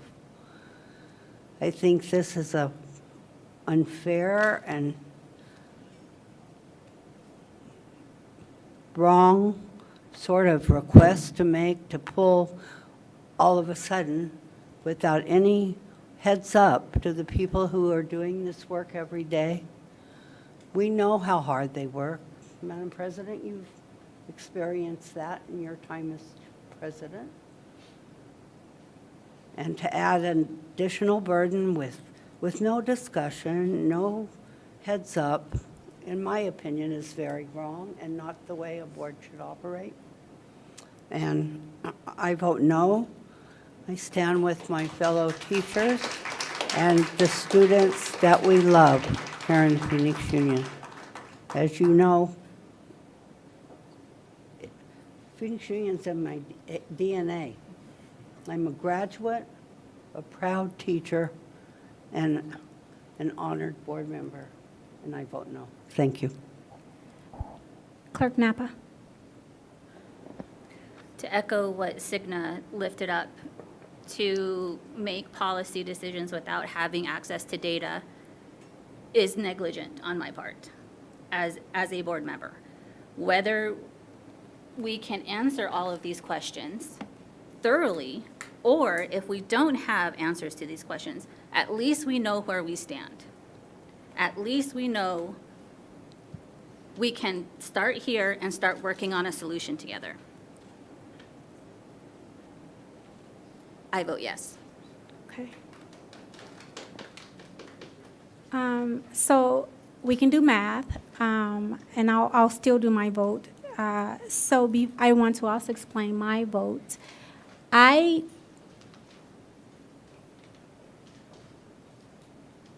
don't agree with ushering ultimatums to the other half of our family or part of our family, or we're all a team. As I said, we're all on the same page. I don't agree with ushering an ultimatum. I think that's inconsiderate, and it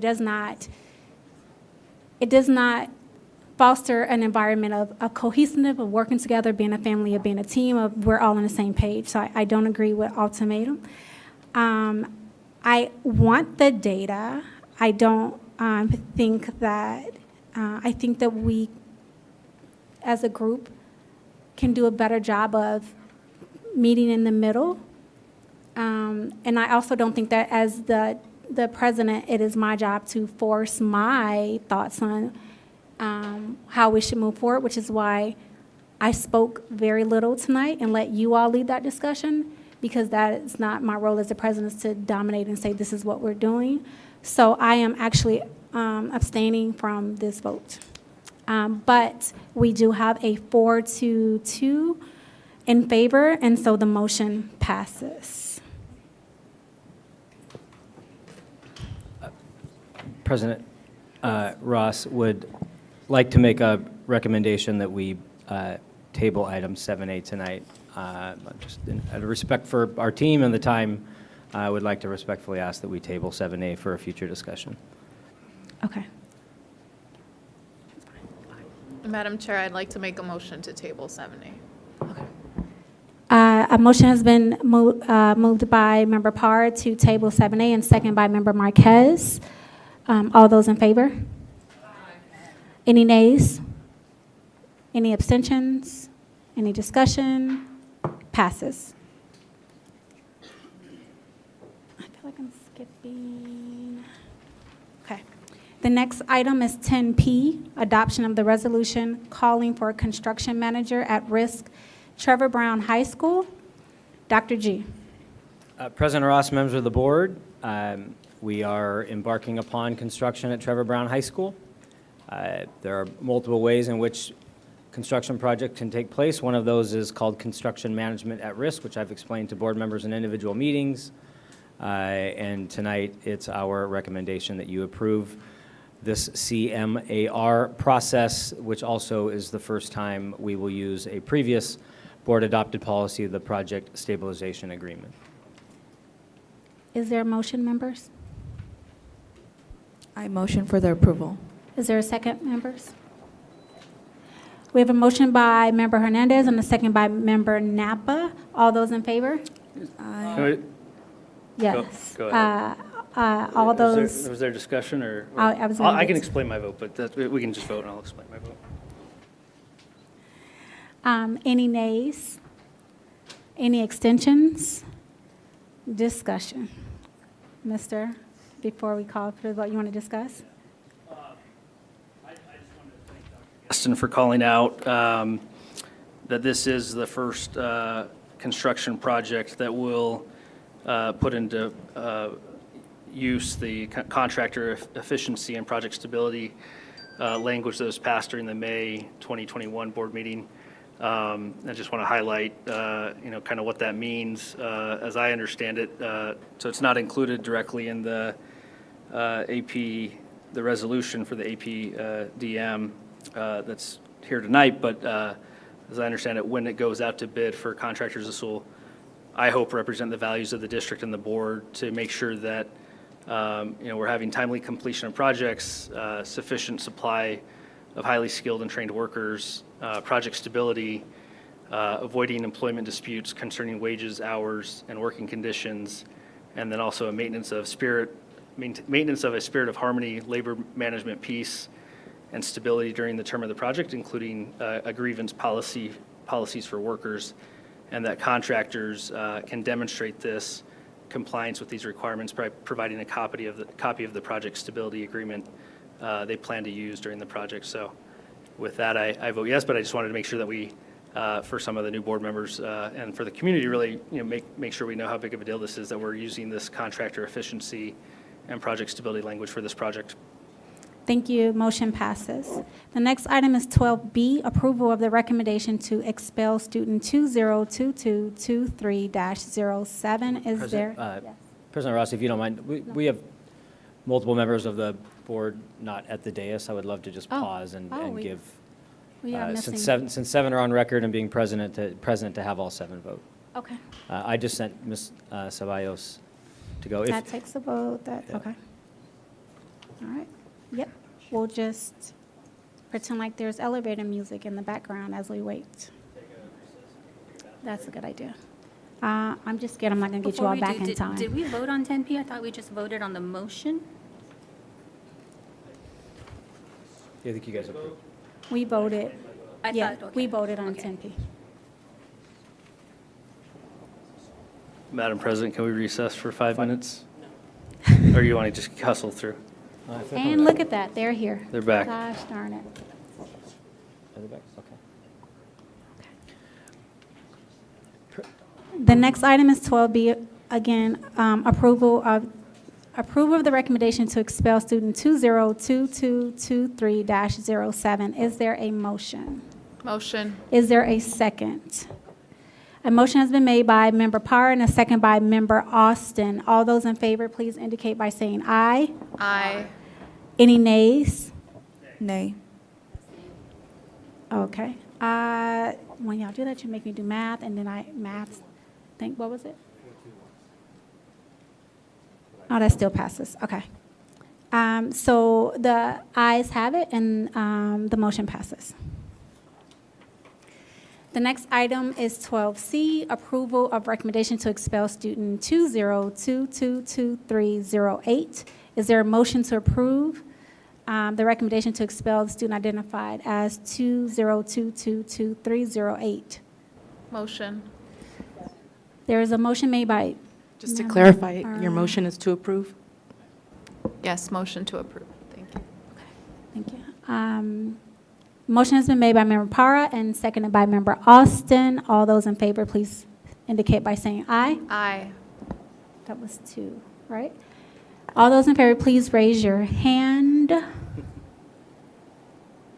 All those opposed? No. And actually, I'm concentrating on you all voting, and I forgot to vote myself, so I'm going to start over. I apologize. All those in favor of the recommendation to expel student identified as 20222308, raise your hand. All those against, raise your hand. Against. Correct, meaning you don't want it to happen. And then we have an abstention. So it does not, this motion does. So President Ross, members of the board, so that's 3-2-2, 3 yes, 2 no, 2 abstain, so the motion passes. Okay, the motion passes. The next item is 12D, approval of the revised governing board policies on the first reading, IHA Basic Instructional Program, IHAMB Family Life Education, IJNC Resource Centers, Media Centers, and School Libraries, IMD School Ceremonies and Observations. Dr. G. President Ross, members of the board, I typically don't comment ahead of first read. I just wanted to put on the radar for the governing board that last time state law passed that was related to IHAMB, several members of the board at that time weren't fully in alignment with that policy.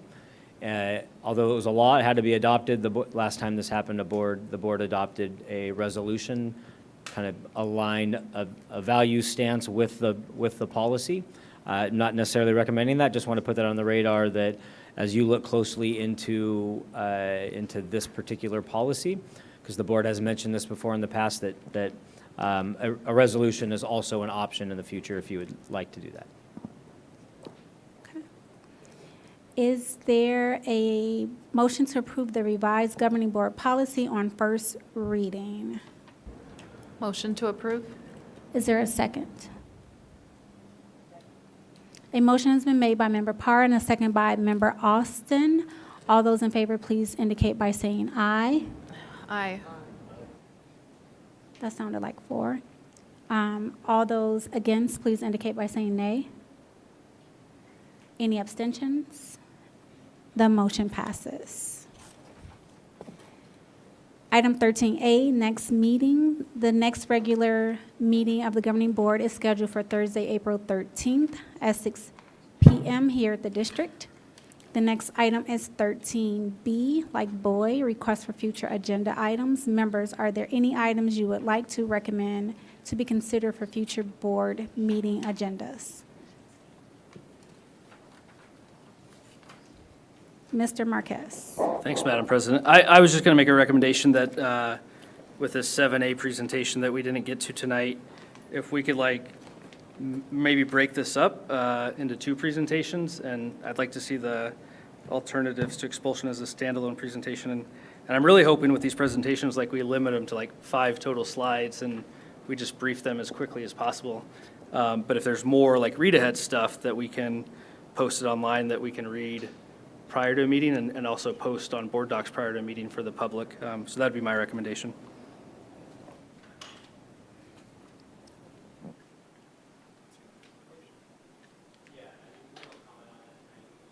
Okay. Okay. The next item is 13C, motion to adjourn. Having concluded our business, is there a motion to adjourn? So moved. Is there a second? Second. A motion has been made by Member Marquez and seconded by Member Oliver. All those in favor, please say aye. Aye. Anyone not want us to adjourn? We are adjourned.